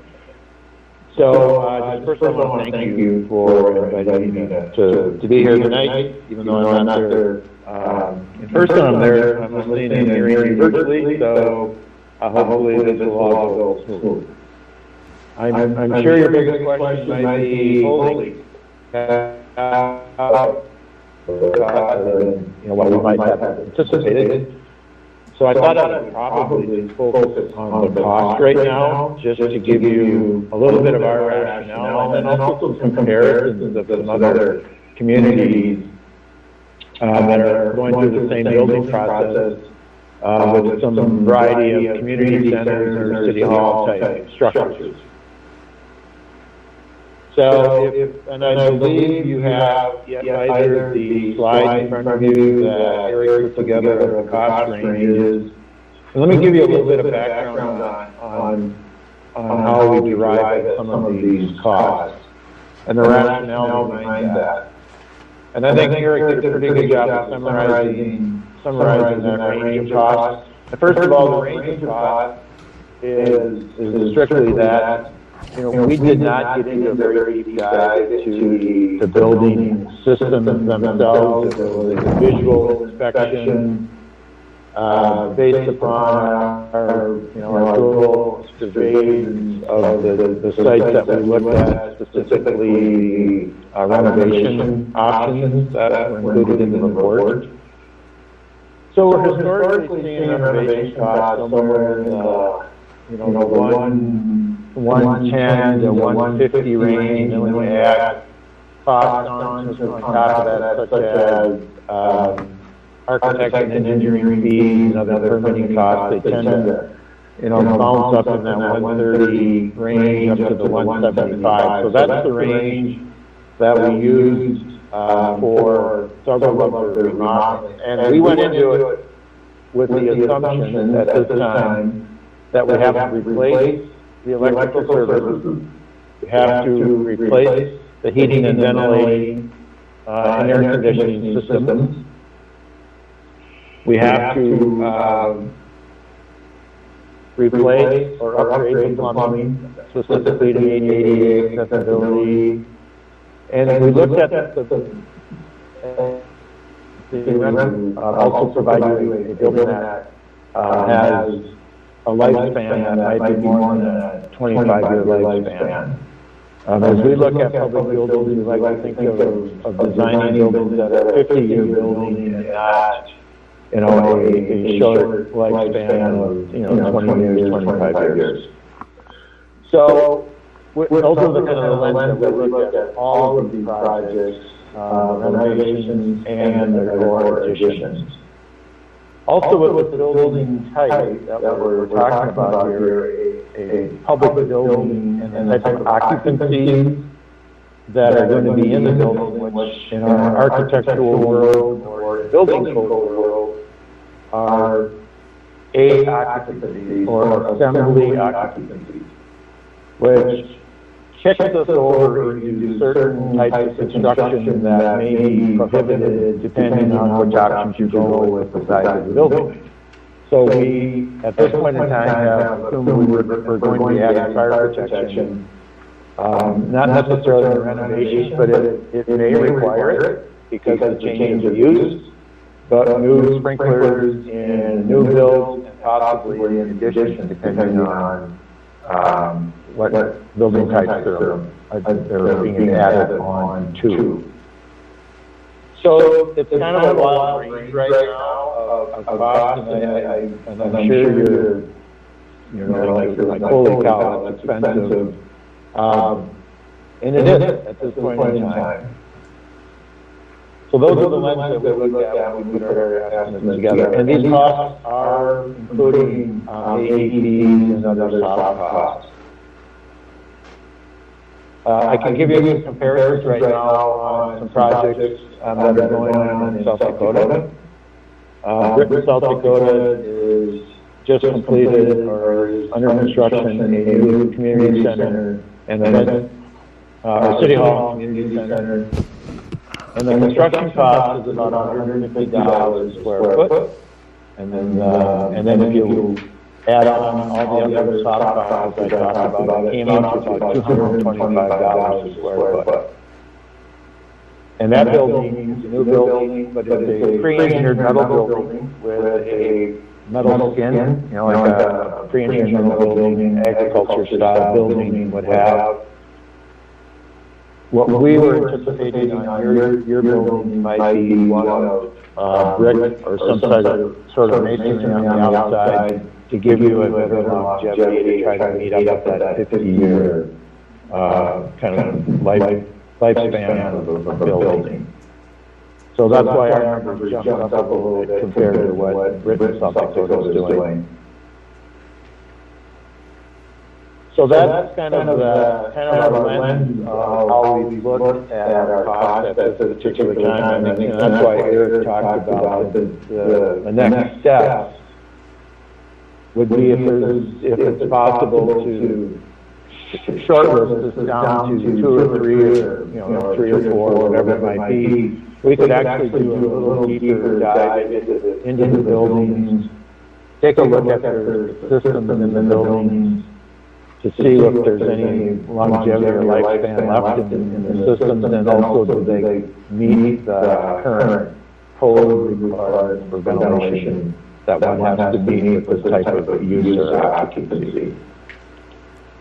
And I should add that we included a commercial kitchen in all of these options. Having been architects on a variety of community centers and hospitality projects, we do have to comply with Department of Health requirements.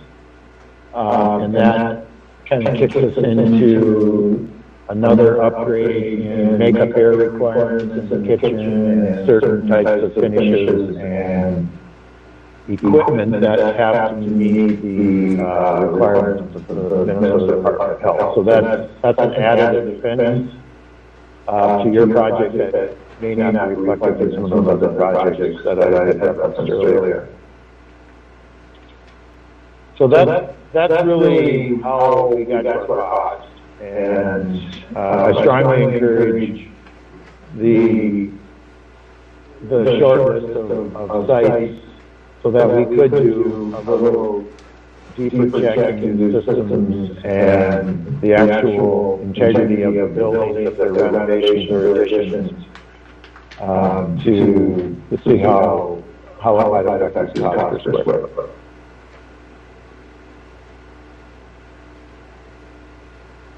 So with that, I'm going to leave it up to questions on the cost, and then I'll go into a little more detail about what we envision for the next steps if you would like to. I have a question for you. You mentioned on this building there would be brick or something. How much does that add to the cost on a new build, for instance, versus we do metal building with maybe a brick front or something, the part that people see when they first come into town and say, wow, that's what I like to see. You know, do you have an idea what that I think on the square foot basis, if we relate it to the square foot of or the dollar per square foot, it might be in the range of $5 to $7 a square foot more. So as an example, under the new build, the 250, so it might be more like a $240 square foot construction. And then another question I had on a redo, what do you call that? Remodel, say an older building that's already 50 to, I don't know, 100 years old. I don't know how old the building is that we were looking at. What is how can you pull life out of that building that's already 50 or older years and make it last another 50 was what we really need, or 100? Well, that's a good question, because, anytime you renovate an old building, the structural integrity of the old building hasn't really changed. So, can we take a building that's on the last legs of its life and give it another 50 years? That's probably a bit of a challenge. But I do believe with the structural evaluation that we do, first of all, to make sure that the building is structurally sound and do whatever modifications to the structural system that may be required. I think we can get you another 20 plus years out of that building. We also budgeted some new exterior treatments for the renovations and additions, the renovations, to give it a little additional life as well, such as, new windows, new roofs, make sure the envelope of the building is watertight to protect the interior integrity of the building. So did I hear you right then? You said you could get another 20 years out of this building if you did it right, or what? Well, I think it's reasonable. I mean, you have to maintenance with any building, and when you're doing a renovation, it's going to require maintenance on an annual basis. Just a check versus a new build, you might not have to do anything for 5 to 10 years of normal maintenance, but with a renovation, you are going to have to do an annual review of the building and maintain it. Well, if I could ask a specific question about the old liquor store. To looking at your report here, you seem to think that was a pretty structurally sound building.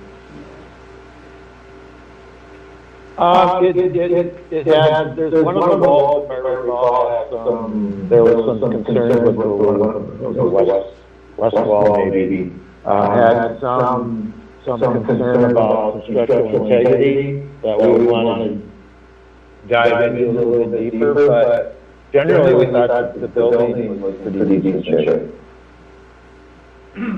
Yeah, with the improvements that would be needed with that exterior wall rebuilt and completely redoing the inside, would that building last 50 years?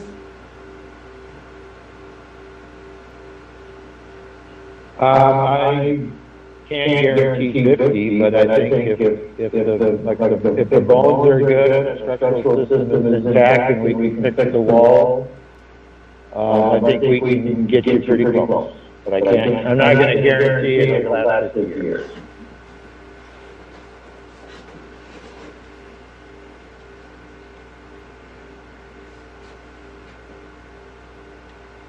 Of these building costs, how much of that do you think is kitchen cost alone? Well, I would say the commercial kitchen versus a catering kitchen, if we wanted to distinguish the two. I would say the commercial kitchen is costing an additional $100,000. Could be up to $125,000, include all the proper equipment that the Department of Health is going to require, versus a catering kitchen. 125.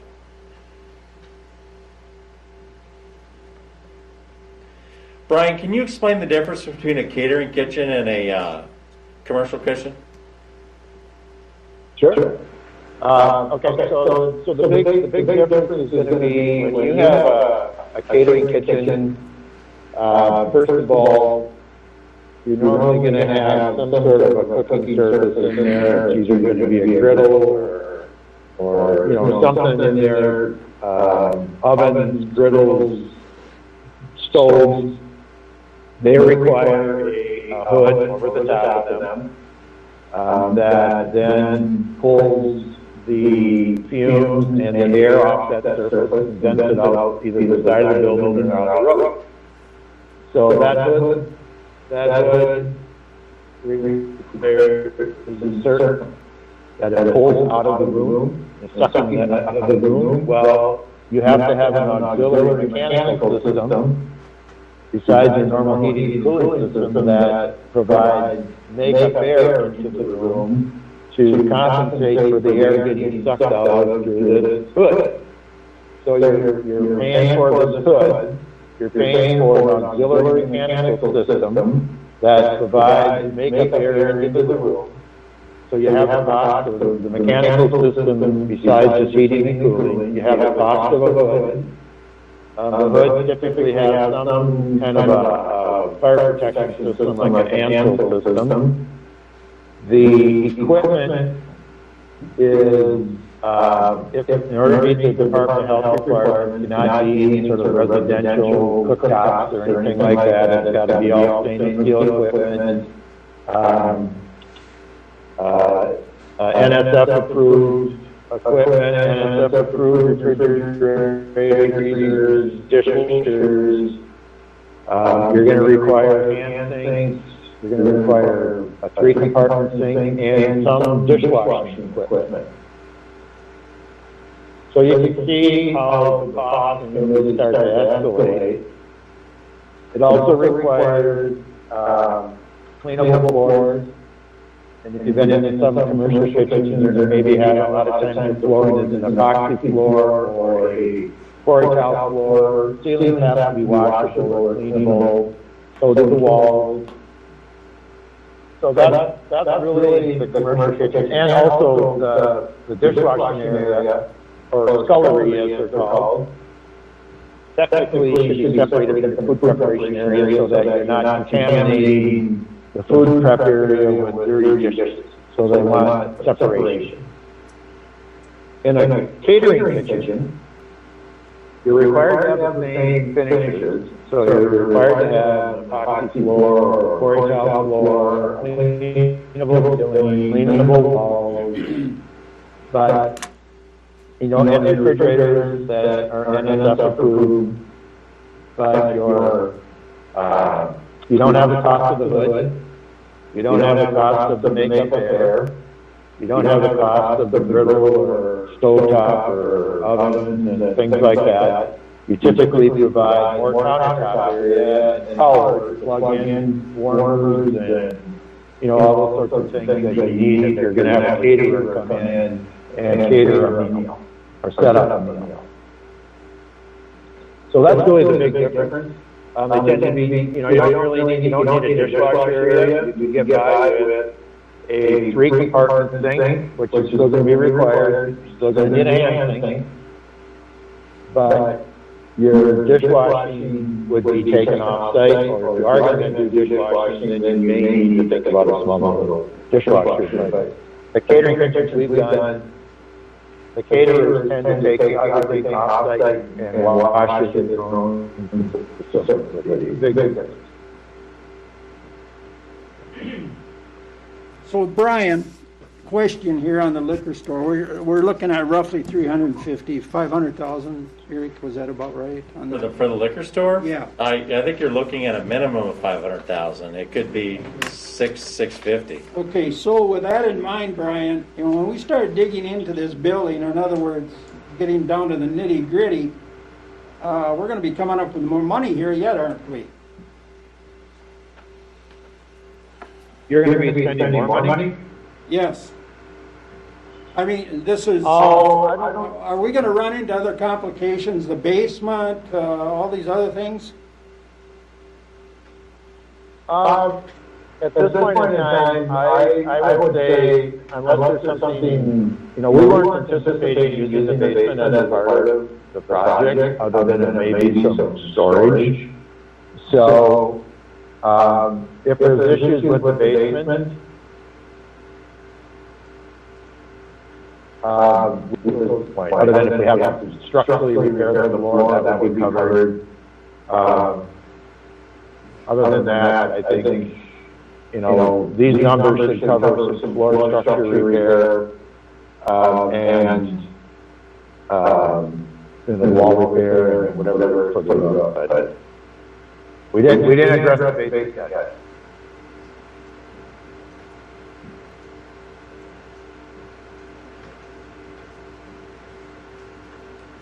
But so will it cost you more? I'm not sure yet. I mean, that's part of this is one of your preferred locations. Then I think a little deeper look into this building, and including the basement, probably would be a good idea.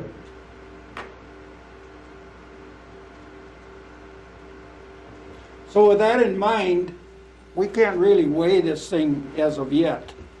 I mean, compared to a new building or remodeling the liquor store, I guess I'm wondering these cost factors here.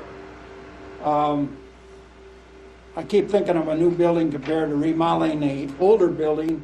We don't know what we're really getting into until we really dig into it. Yeah, that's why we gave you a range at this point in time, is because, we may be pleasantly surprised if you, let's just use the liquor store as an example, because that one keeps being discussed. If that's one of your maybe preferred options, then I think we can get into that and determine a lot more about what's eligible in that building. If we got to go ahead. I mean, the new building is a new building, so that, I think that's maybe on the table until you do the evaluation of the proposed addition and/or renovation.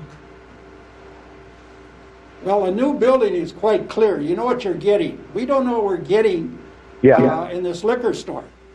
We can stick this money into it. We don't know what we're getting yet as far as what's actually taking place there. I mean, we got 300 to 500,000. That's a rough estimate, which is fine. But I'm saying, what else is involved in that liquor store that we're going to run into? So it's hard to weigh this. A new building or remodel the liquor store. So, Brian, you consider your remodeling costs and the cost of new construction, if I'm understanding you consider you're basing them on what has been your actual experience in working with people in remodeling and new construction in the industry. So you're pretty confident with your estimates.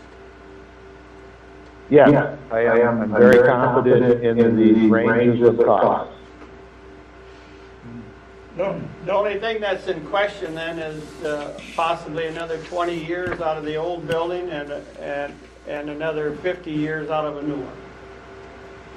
If we're looking long-term down the road Yeah, for that's the correct. people to come. That is correct. That's something that when you evaluate the site, I think that is something that you need to take into consideration. Absolutely.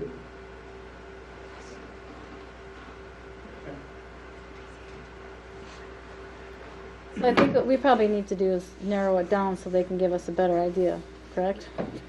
Well, that's up to you. I'm not sure if Brian has anything else to add. I want to make sure that I bring in the committee recommendations as well, so we add that, for the information before we go there, if that's okay with you, Mayor. But I don't know if Brian has anything else that he wanted to add on his, recommendations moving forward or not.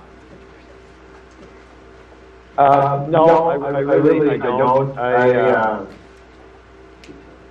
you look at the numbers, obviously the renovations are less expensive than the additions or new builds, but I do think that you need to take, I think the renovations it's an existing structure that has an existing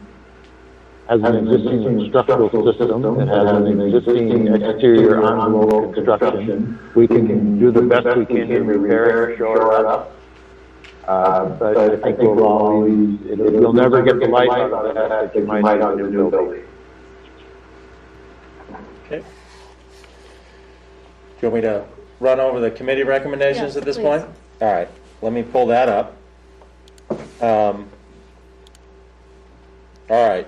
So I want to add a caveat to this as well before we get to here. I will tell you that the committee did not consider the longevity of any of the buildings. That was not something that was discussed in the meeting. So this is kind of a new discussion, but that's okay. I mean, that's why we do these things anyway. But I'm going to say there's really 6 things that came out of that meeting. I felt like it was a good meeting from the standpoint of, people were really willing to coalesce around some really big picture thoughts. Now, are there still disagreements in some of the details? Probably. But I think it's a lot better than where we were before, for sure, in terms of people are more on the same page than they have been previously. And I found that to be encouraging because there's some people on the committee who have a lot of different strong opinions. And so this first one on the list is something that has come up since day one on the meetings, which is the concept that we would hire an activities director. Part-time, full-time, how we pay for that, I don't have an answer to that question, but there was a pretty strong consensus in the group that if we're going to build a community center, that we need to have somebody that can help us program it with things for the community to do. The preferred alternative, generally speaking at this point, is they really like the remodel ideas. I think that was a cost consideration for a lot of folks. They're suggesting modeling the liquor store, and there's also some suggestions and considerations of remodeling some portions of the VMC as well. Because you've heard, of course, the debate. We want our own building. We want it to be at the VMC. I think people thought about, okay, is there something for everyone in this? A little bit. And thinking about a community center is maybe not just one building, but a couple of buildings in close proximity to each other. I think this was a strong attempt by the committee to create a consensus win for everybody in this case. Again, we've said this before, people really prefer that it would be downtown. They reiterated again that the community center has to be multi-purpose. That was actually when we did the original meeting, the very first thing that rose to the top. Next bullet says the community center should have a dedicated space for seniors. Now, in the meeting, I pointed out, I said there's a little bit of tension between multi-purpose and a dedicated space for seniors. So what that means is that this is a challenge for the architects to figure out how to make that work.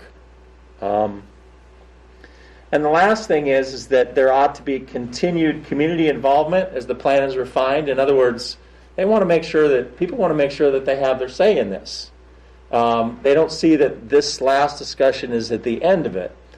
What you hear from ISG is that they would, one of their recommendations is to include the community moving forward. And so that's kind of a consensus recommendation between the architect as well as the citizens in the committee.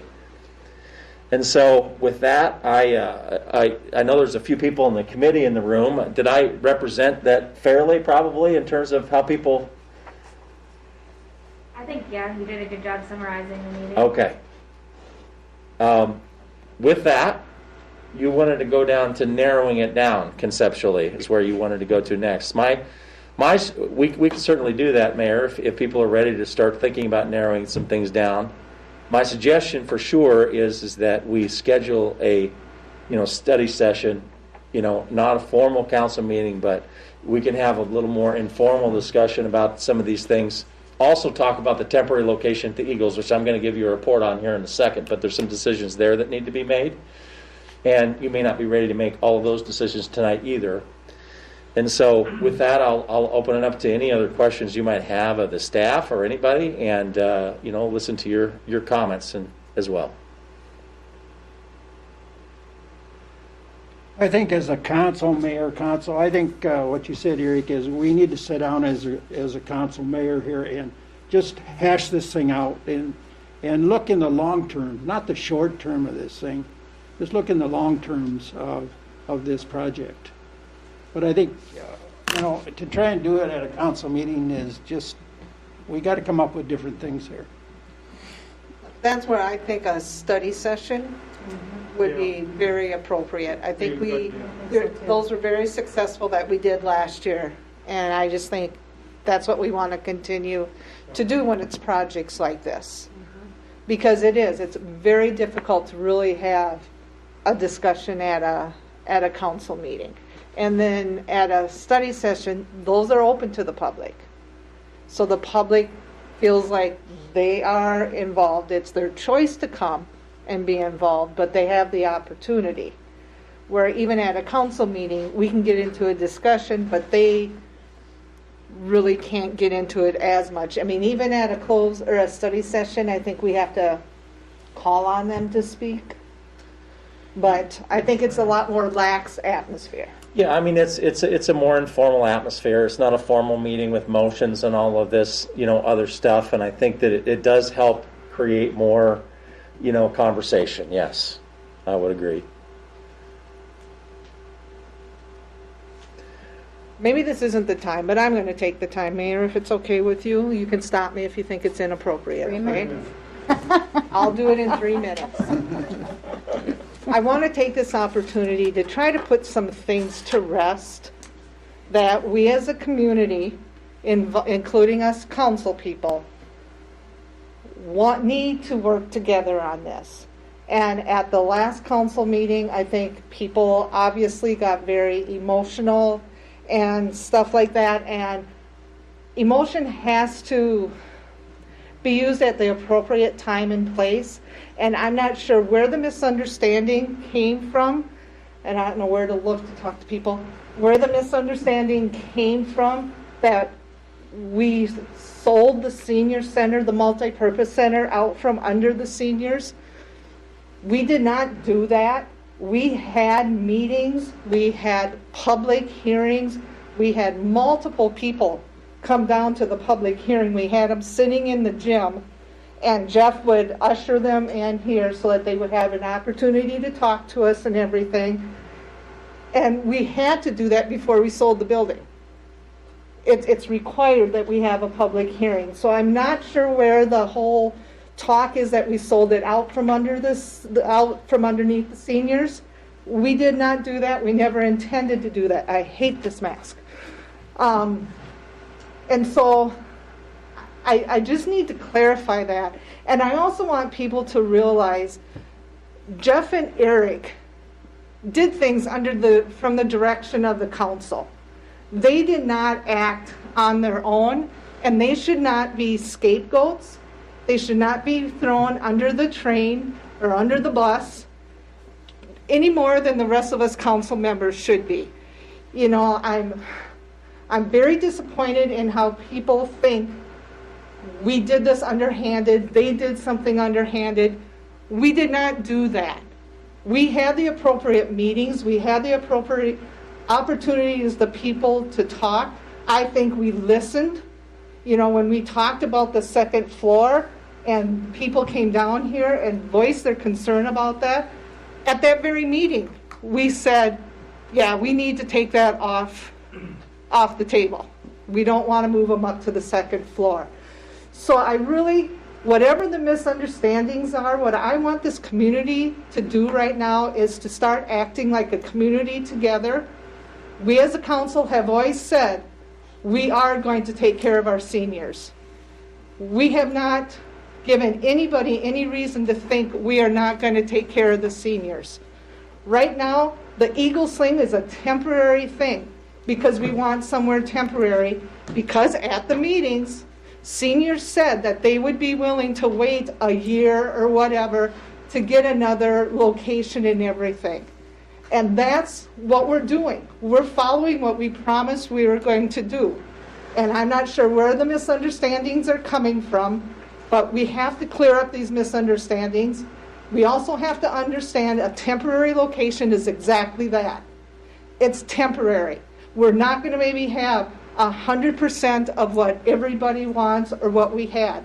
We never promised you'd have everything at a temporary location. We would try as much as we could, but it is exactly that, temporary, not permanent. Now, we want to try to accommodate as much as we can, but we have to have people give and take here a little. You know, there's only so much we can do, and it's temporary. Absolutely, bring your concerns to us, because the whole thing with the hours, I'll be honest with you, I did not understand how long it takes to play bridge and all that.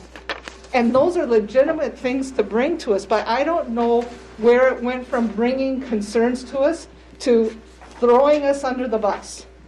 But I feel like we've been thrown under the bus, and I don't appreciate that, because I've known a lot of these seniors for years. I've known you, I've respected you, and I would just ask the same in return, to give us the respect that we are good to our word. When we say we will take care of our seniors, we will take care of our seniors. Our seniors are important to us.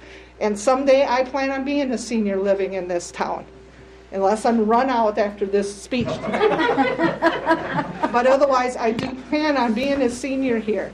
And so I guess I went over my 3 minutes, but you didn't tell me. You go, girl. But right now, I guess what I'm asking is for us to just regroup. I'm so happy to hear the meeting went much better with the committee and everything, because that's what I want to happen, is I want the committee to work together. And I like the idea of the open houses, because I think the more, hate the word, use the word transparent, but the more transparent we can be, the more people feel like they have the opportunity to see it, to talk about it, to offer their questions, their suggestions or whatever, the better buy-in we are going to get. But I can honestly say, I don't think Jeff or Eric meant to do anything underhanded, and I don't think they did anything underhanded. And if there's misunderstandings among certain community members, well, people have to remember, if they change their mind, we can't read their mind. If they were for it at one time, now they're against it and everything. We can't control that. And people have the right to change their mind, but because they change their mind, they can't throw somebody else under the bus. So I'll wrap it up here.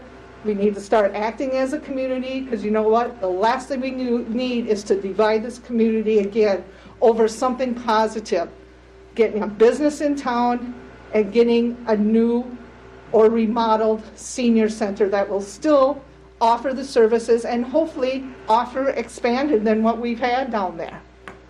Because I think this has gotten people to buy in of the importance of a senior center, and people are going to want to see maybe some new activities down there than what we've been able to offer to this point. So this is a positive, and that's what people need to focus on, is the positivity, not the negativity. We don't want to be a little Washington, D.C. and be, divided. We need to be united, and we can be in this community because we put ourselves first. That's what makes us different, is we care about each other and we will look out for each other. So there, my soapbox, done. Very well said. Amen. So now if we need to move on. My suggestion is we decide on a date for a meeting. For work session? Yeah. As soon as we can put it together, I think is the. And I'm going to make a suggestion because, a week from tonight is the planning commission, and I don't want to put it on top of the planning commission because they meet in this meeting and a lot of the same staff go to both.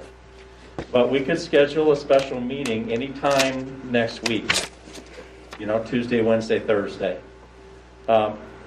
If you would like to do that, or we could wait to the following week. I don't know how quickly you want to, how much time you feel like you need to think about it, but we certainly can get enough information together between now and then to have it be a good conversation. I'm not going to be here next week. Well, Let's have the meeting. Yeah. I'll second that. You can Skype me. How long do you think it's going to take? Would roughly? you be able to Skype? Yeah. How long are we thinking? I think this is A couple hours. at least a couple hours. Okay. Yeah. I mean, if not more. Be tough to get. And I don't think you should necessarily just say, oh, we have one meeting, so we have to decide. If you don't feel like at the end you need more information or you don't feel like you're ready to go, I don't think you should feel any pressure to immediately make a decision by any means. But I think the sooner the better. Yeah. We don't need people continuing to stir and everything. We need people to come together and come to rest. I'm wondering if, would it be helpful to eliminate some of these options in the report at this time? Or just keep it all on the table until the next meeting? Let's give time to kick it around. do it all. Let's kick the tires a little bit. All right. Kick it around. I think anyway. I mean, we Goes got a lot back to of your stuff. options, Seth. Pardon me? Goes back to your options. And we need to sit down and talk about them all. Yeah. And Some of them might be short and sweet. Yeah, and I think 2+ hours or more. Well, don't put a time on it. Dick. No, Should we next Tuesday the 2nd at like 6 o'clock? You going to Mexico again or what? Does that work for people? If the mayor's available, I think it's really important that the mayor be here. I mean, We so gotta skip a The week. second? No, she said For she next could week. Skype in. Be the second. Erie, The 2nd of March. Erie, Oh, I'll be back then. Oh, you will be back Yeah, March I'm just 2nd? on this one. You're going this week. Yeah. so you'll be back by the 2nd? Do Yes. Oh, well then. you want to do it at the 2nd at 6 o'clock? Does that work for everybody? Can I make a suggestion quick? Yep. I hope I'm not out of line, but I would avoid any nights with sports going on. 'Cause even with COVID, there's a lot of people who go sports nights and they can't come. But when are we ever going to not? Try Wednesday night. Wednesday nights when? Wednesday's for church church. night. So we're going to run For into some of us. the same deal any day. I do want to. I was going to say, are there home games or away games? Do you know? There's always no games because they bunch them together enough with COVID. Are they getting together That's for just, religion? I'm throwing that out. I'm not Wednesdays? saying. Yeah, no, I hear you. I was thinking that too, and then like Wednesdays, but now we're into Lent, so. There's also Monday nights. I know it's council, but there's rarely a sporting event on Monday for some reason. Well, then it'd be like Monday. do it on the Monday the 1st. Well, there's planning commission. Planning that's commission's right. that night. Planning commission's at 6. How big is our planning commission agenda? Well, what we're doing at the Planning Commission on Monday night is we've got we're finishing the appointment of the Citizen Steering Committee. We've got one person to do that, and they want to finalize the schedule for the comprehensive plan update this year. So that's what's on the agenda for the Planning Commission on Monday. I mean, if you... We should do that pretty Yeah, fast. we could get through that pretty fast if you guys wanted to go Monday night. Yeah, I mean, if... 6:30? We What time's planning? 6. We could do it at 6:30 if you want to do that. Do we want to move the planning and zoning back to 5:30 to give us that extra cushion, or does that really? Oh, that's Does that make it hard for you? Yeah, that's tough for me to be here by 5:30.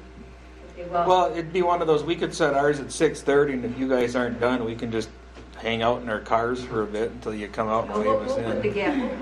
We'll push hard to get through. I mean, I don't want to push you guys, but I mean, we can just hang out and wait. No, it's a good way to get through that schedule fast. I think a half hour. Yeah. So if we can just do set it. a preliminary at 6:30 on the 1st? Okay. They're done. And Mayor, are you here or are you I'm Skyping? You're here. Okay. Now, this is going to be open to the public, Jerry? Always is. Yes. Work sessions are And always so open. We need to make sure that the senior committee is there. Well, we will publicize it, and I presume you'll tell the senior committee. Well, and One of you'll us be able will. to get it in the paper. I think Ken Witt will. Oh, Ken, will you get that done? Paper comes out on Wednesday. Every meeting that you have, unless it's closed because of a specific reason, has to be open to the public, yes. Anytime you're discussing business of the city. And hopefully, unless somebody's got a real fantastic idea, we kind of limit it to the things that are already narrowed down to. I mean, if there's a gangbuster idea, I'm open to hear it, but we don't need 12 more ideas to sort through. Correct. I don't think, unless it's a darn good one. My personal opinion is that we've started to narrow it down, and it sure would be a shame if we added more to the list. It would take a lot longer, Yeah. probably. We're on the right track. Let's keep going. Okay, so we'll schedule the meeting for Monday at 6:30. Here. Yep. I don't have any more presentation on that, but I do want to talk about the temporary solution at the Eagles real quick, because I'd like to also include some of that discussion at this upcoming study session too. So Jeff and Shane and I met with... Hey, Eric? Yes. Yes. Eric, Brian Paulson. Can I check out here? Brian, you can check out. Some of us. Thank you, Brian, for that. Brian, I'm sorry. I'm sorry. We just, it's when you're out of sight, you're out of mind, and you're just totally out of sight. I know. I got okay. All right, everybody. Have a good night. Thank you, Brian. Well, he's wondering about you now. He's not been a Oh, who was that one? All right. Let me give you a quick report. We met with four seniors. We met with Audrey Koopman, Ken Witt, Shirley Anderson, and Ruth from the Eagles. Jeff and Shane and I did. We talked about a number of things, some of which you already know. But I'm going to start off by saying that if you want to expand the hours, you can.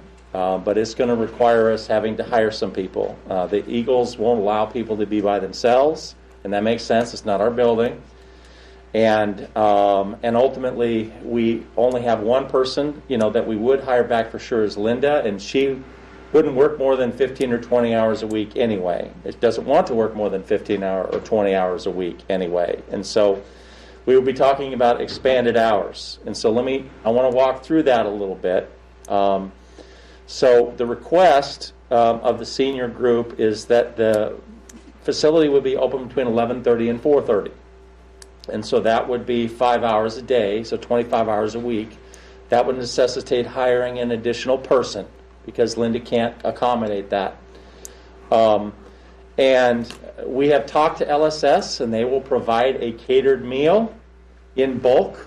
So, it's not going to be just individual lunches in a styrofoam container kind of thing like you would get on Meals on Wheels. It'd be more like a catered situation.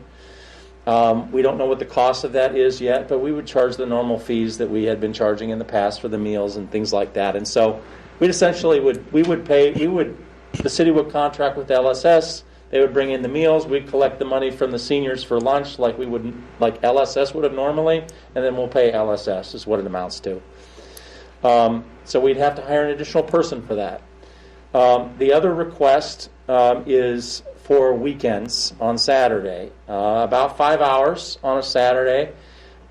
That would be a couple of things that that'd be the golden age, and then there's some potluck Saturdays. So I think you're looking at like 2 to 3 Saturdays a month, basically, at 5 hours a week. You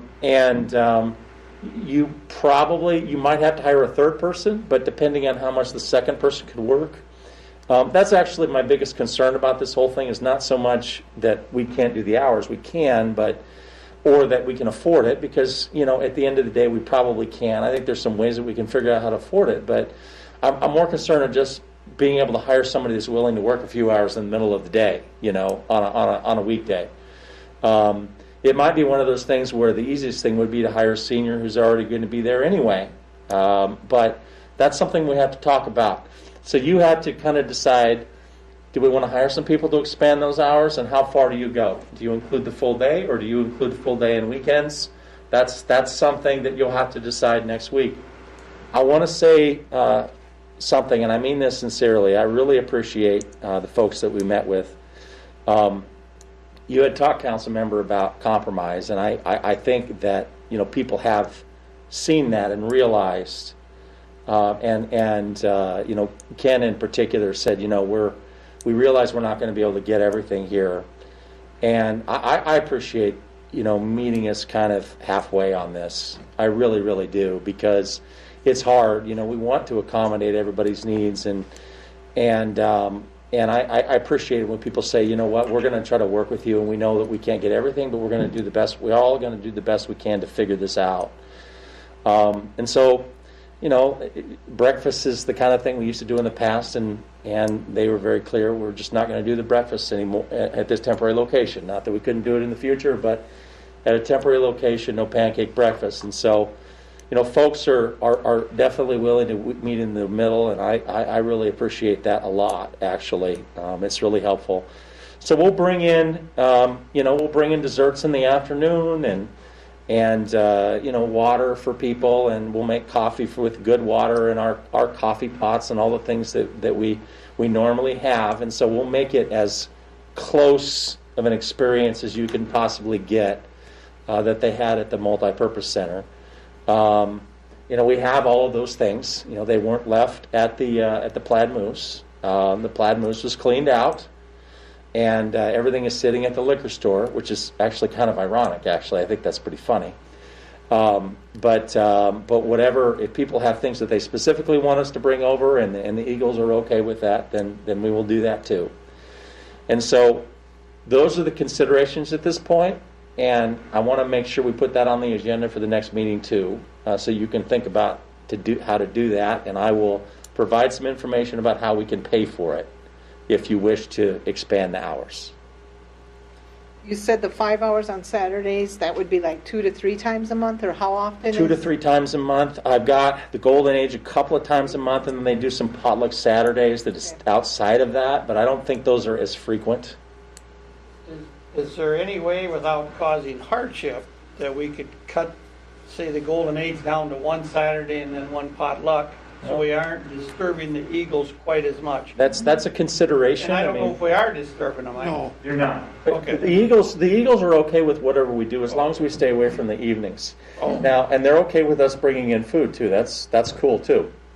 They just want to make sure, first of all, that it's staffed, because they've got an alarm system there. They need to make sure that people are escorted. Not escort's not the right word. That makes it sound like it's like prison or something. But you know what I'm saying, that somebody hits the alarm and can come and go, and keeps the building secure.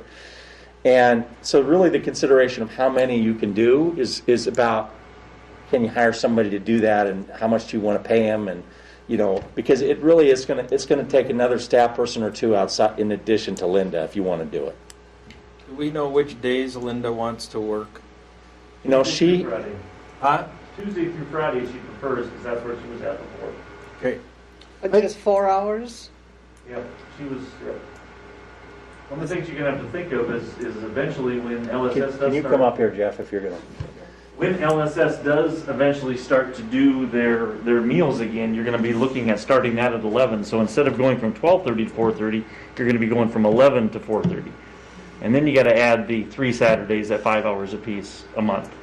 So, you're looking at, 5.5, so that's 28 hours during the week and 5 hours during the weekend. So you're looking at 33 hours you're going to have to fill per week.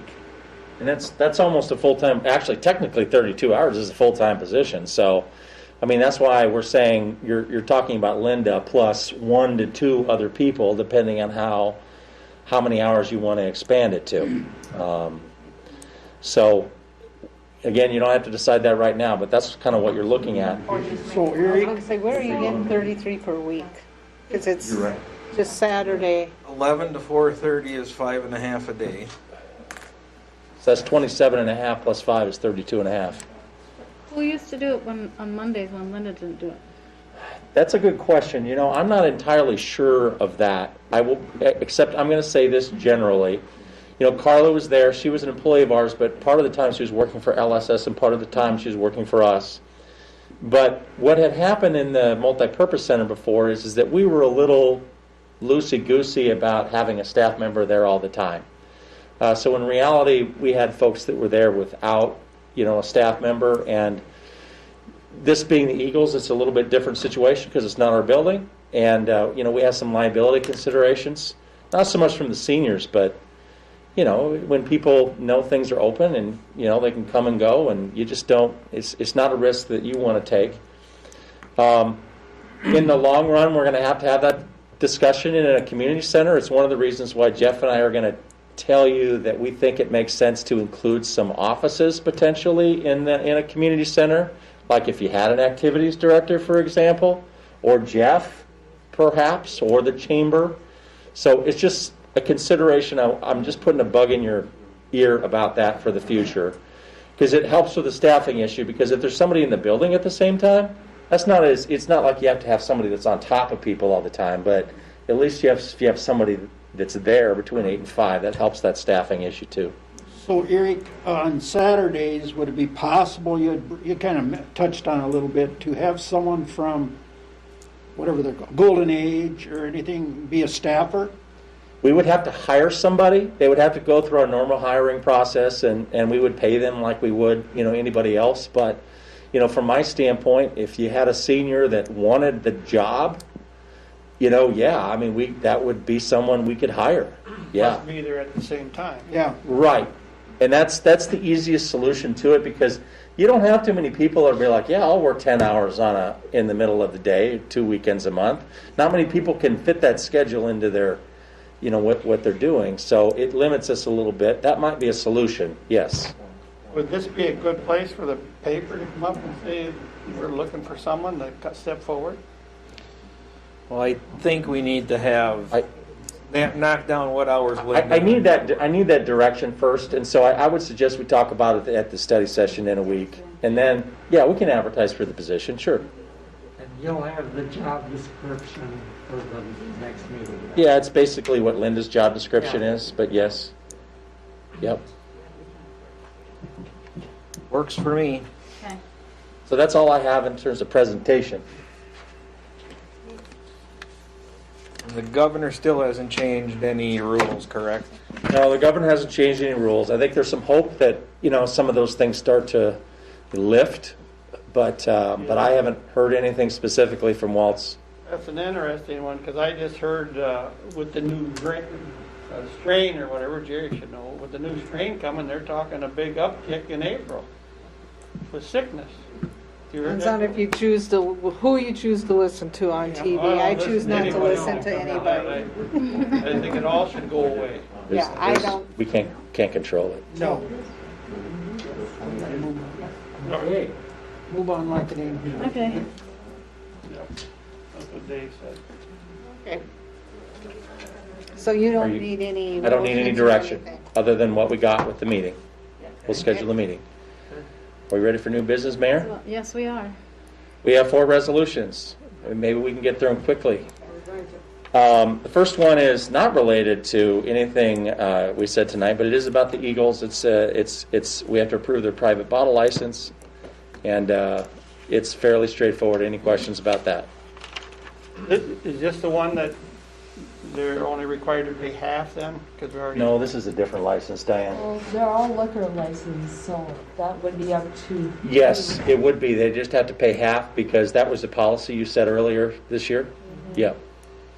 I'll make the motion to approve resolution 2021-23 approval of the Tracy Eagles private bottle license as long as all fees are paid. And that's at half price. At half price. At half price. This year.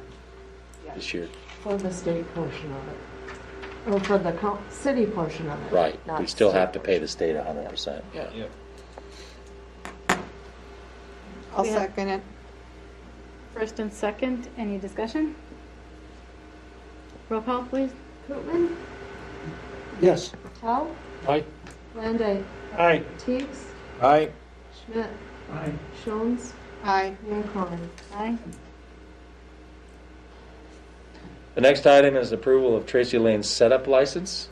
Diane, do you have anything to add on this one? Nope. This is fairly straightforward as well. I'll make a motion to approve resolution 2021-24 approval of the Tracy Lane setup license as long as their fees are paid. I'll second. First, you wait until I say, does anybody have any discussion? Any discussion? How do you? Yes. Does that fall under the same category? Or there is no state payment on? Yeah, there's state payment on both of them, $250. State gets their cut regardless. Yep.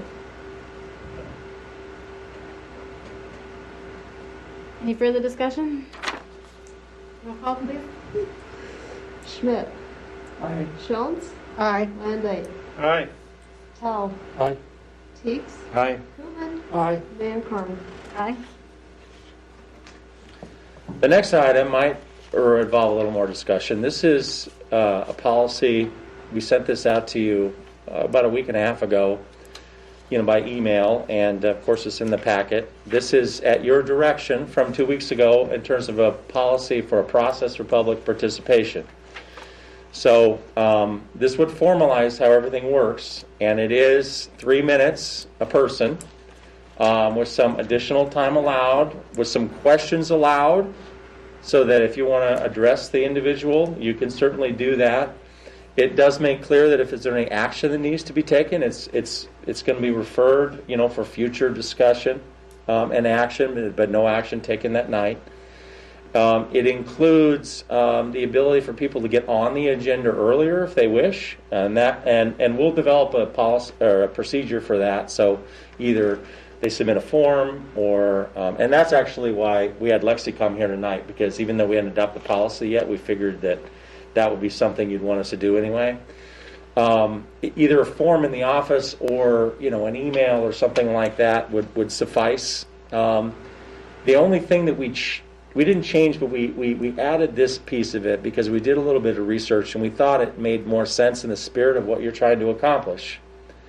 Rather than calling it public comment, referring it, as some other cities do, as audience participation. So it's not just one-way communication, it's participation, which seems more, give and take, if that makes sense. And I think it sends the right signal to the public about what you're suggesting. You don't have to call it that. That's just our suggestion that we kind of rename it. And it also says that we put it right up at the top of the agenda, so it's the first thing that you do after you approve the agenda and say the pledge and all that. So with that, we'd be happy to answer any questions. We think we reflected what you wanted. If there's something you would like different, we can change it. I think it looked fine.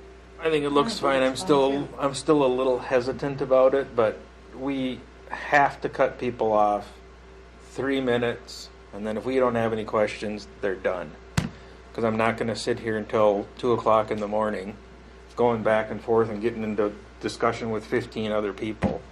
That's not what it's for. It's you come up and say what you want to say. You got 3 minutes. If we have any questions, fine, but that's only 2 minutes, and then we're done. So do we come up with a way, they know that they have 3 minutes, that at 2 minutes and 45 seconds.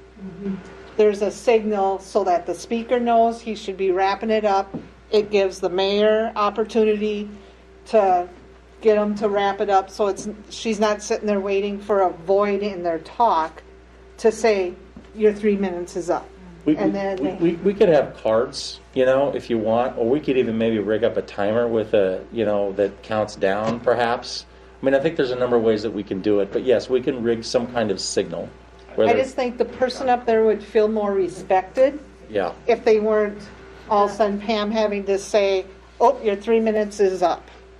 I think if there's some kind of warning for them instead of you having to warn them, because then you just cut them off.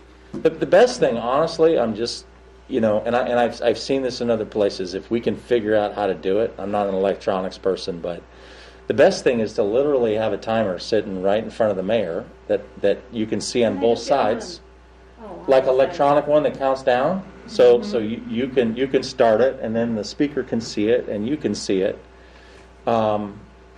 Failing that, we can do some kind of red card people or something. But Well, the way they did it when they had us sitting here for whatever the paper put on, they held up a card at 2 minutes. we can do that. That's the I think easiest. He started waving a flag at 15 seconds left or something, but that seemed to We can do quite that well, too. I thought. We can do that too. It's very inexpensive, Yeah, you're right. I'm probably over-engineering that. but I thought it was a good system that Bear come up with, so copyright his plan. Yeah, we can do time cards.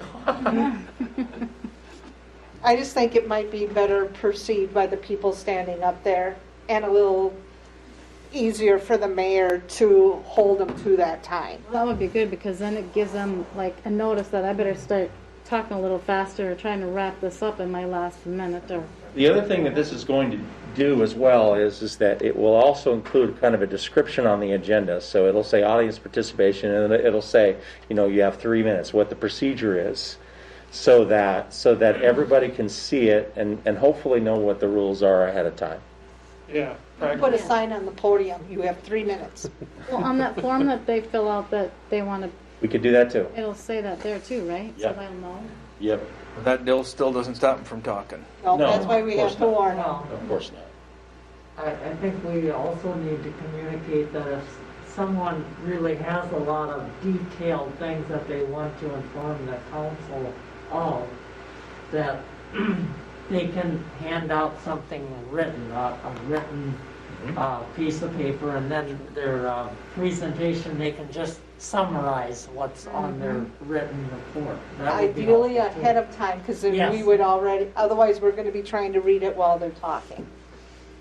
Yeah, or we can So- read it afterwards. But Well, the public doesn't have any problem emailing us, so they could send it to us all by email. That's also true. Someone can send an email ahead of time. People can talk to you individually. I mean, there's lots of ways to communicate. I think all of you are pretty accessible. It's a small town. They probably know where you live. Got my number. I'll make a motion to approve 2021-25, the council policy for public participation, and call it whatever you want. I'll second. First and second, any further discussion? Roll call, please. Tell, Aye. Koopman, Aye. Teagues, Aye. Landay, Aye. Jones, Aye. Schmidt, Aye. Mayor Corman. Aye. This last item, Mayor, is approval of liability coverage waiver form. This is just something we have to do for our insurance every single year, and it's the same thing we do every single year, but it requires your action in order to make it happen. I'll make that a motion. Come on, cool. Second. First and second, any further discussion? Roll call, please. Schmidt, Aye. Landay, Aye. Teagues, Aye. Tell, Aye. Koopman, Aye. Jones, Aye. Mayor Corman. Aye.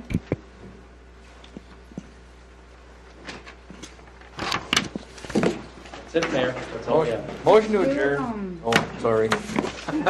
Weren't we supposed to, not that I want to do this anymore, but were we not supposed to do something about the playground after? Can we just do that on the first? We did make the resolution for the Approve the dollar resolution on amount. the playground. Oh, great. Yep. Because we included the cement.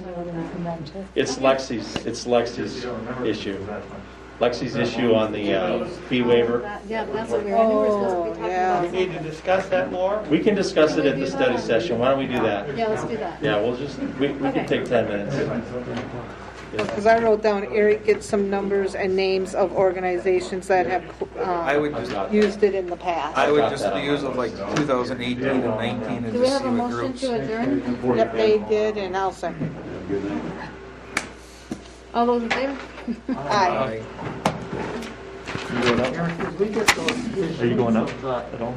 No, I don't need to go up. Okay, all right. I will, I'm on vacation today, tomorrow. It's sure nice to see you, Claire. What? Sure nice to see you. They were on the smaller versions of them, not the entire pack.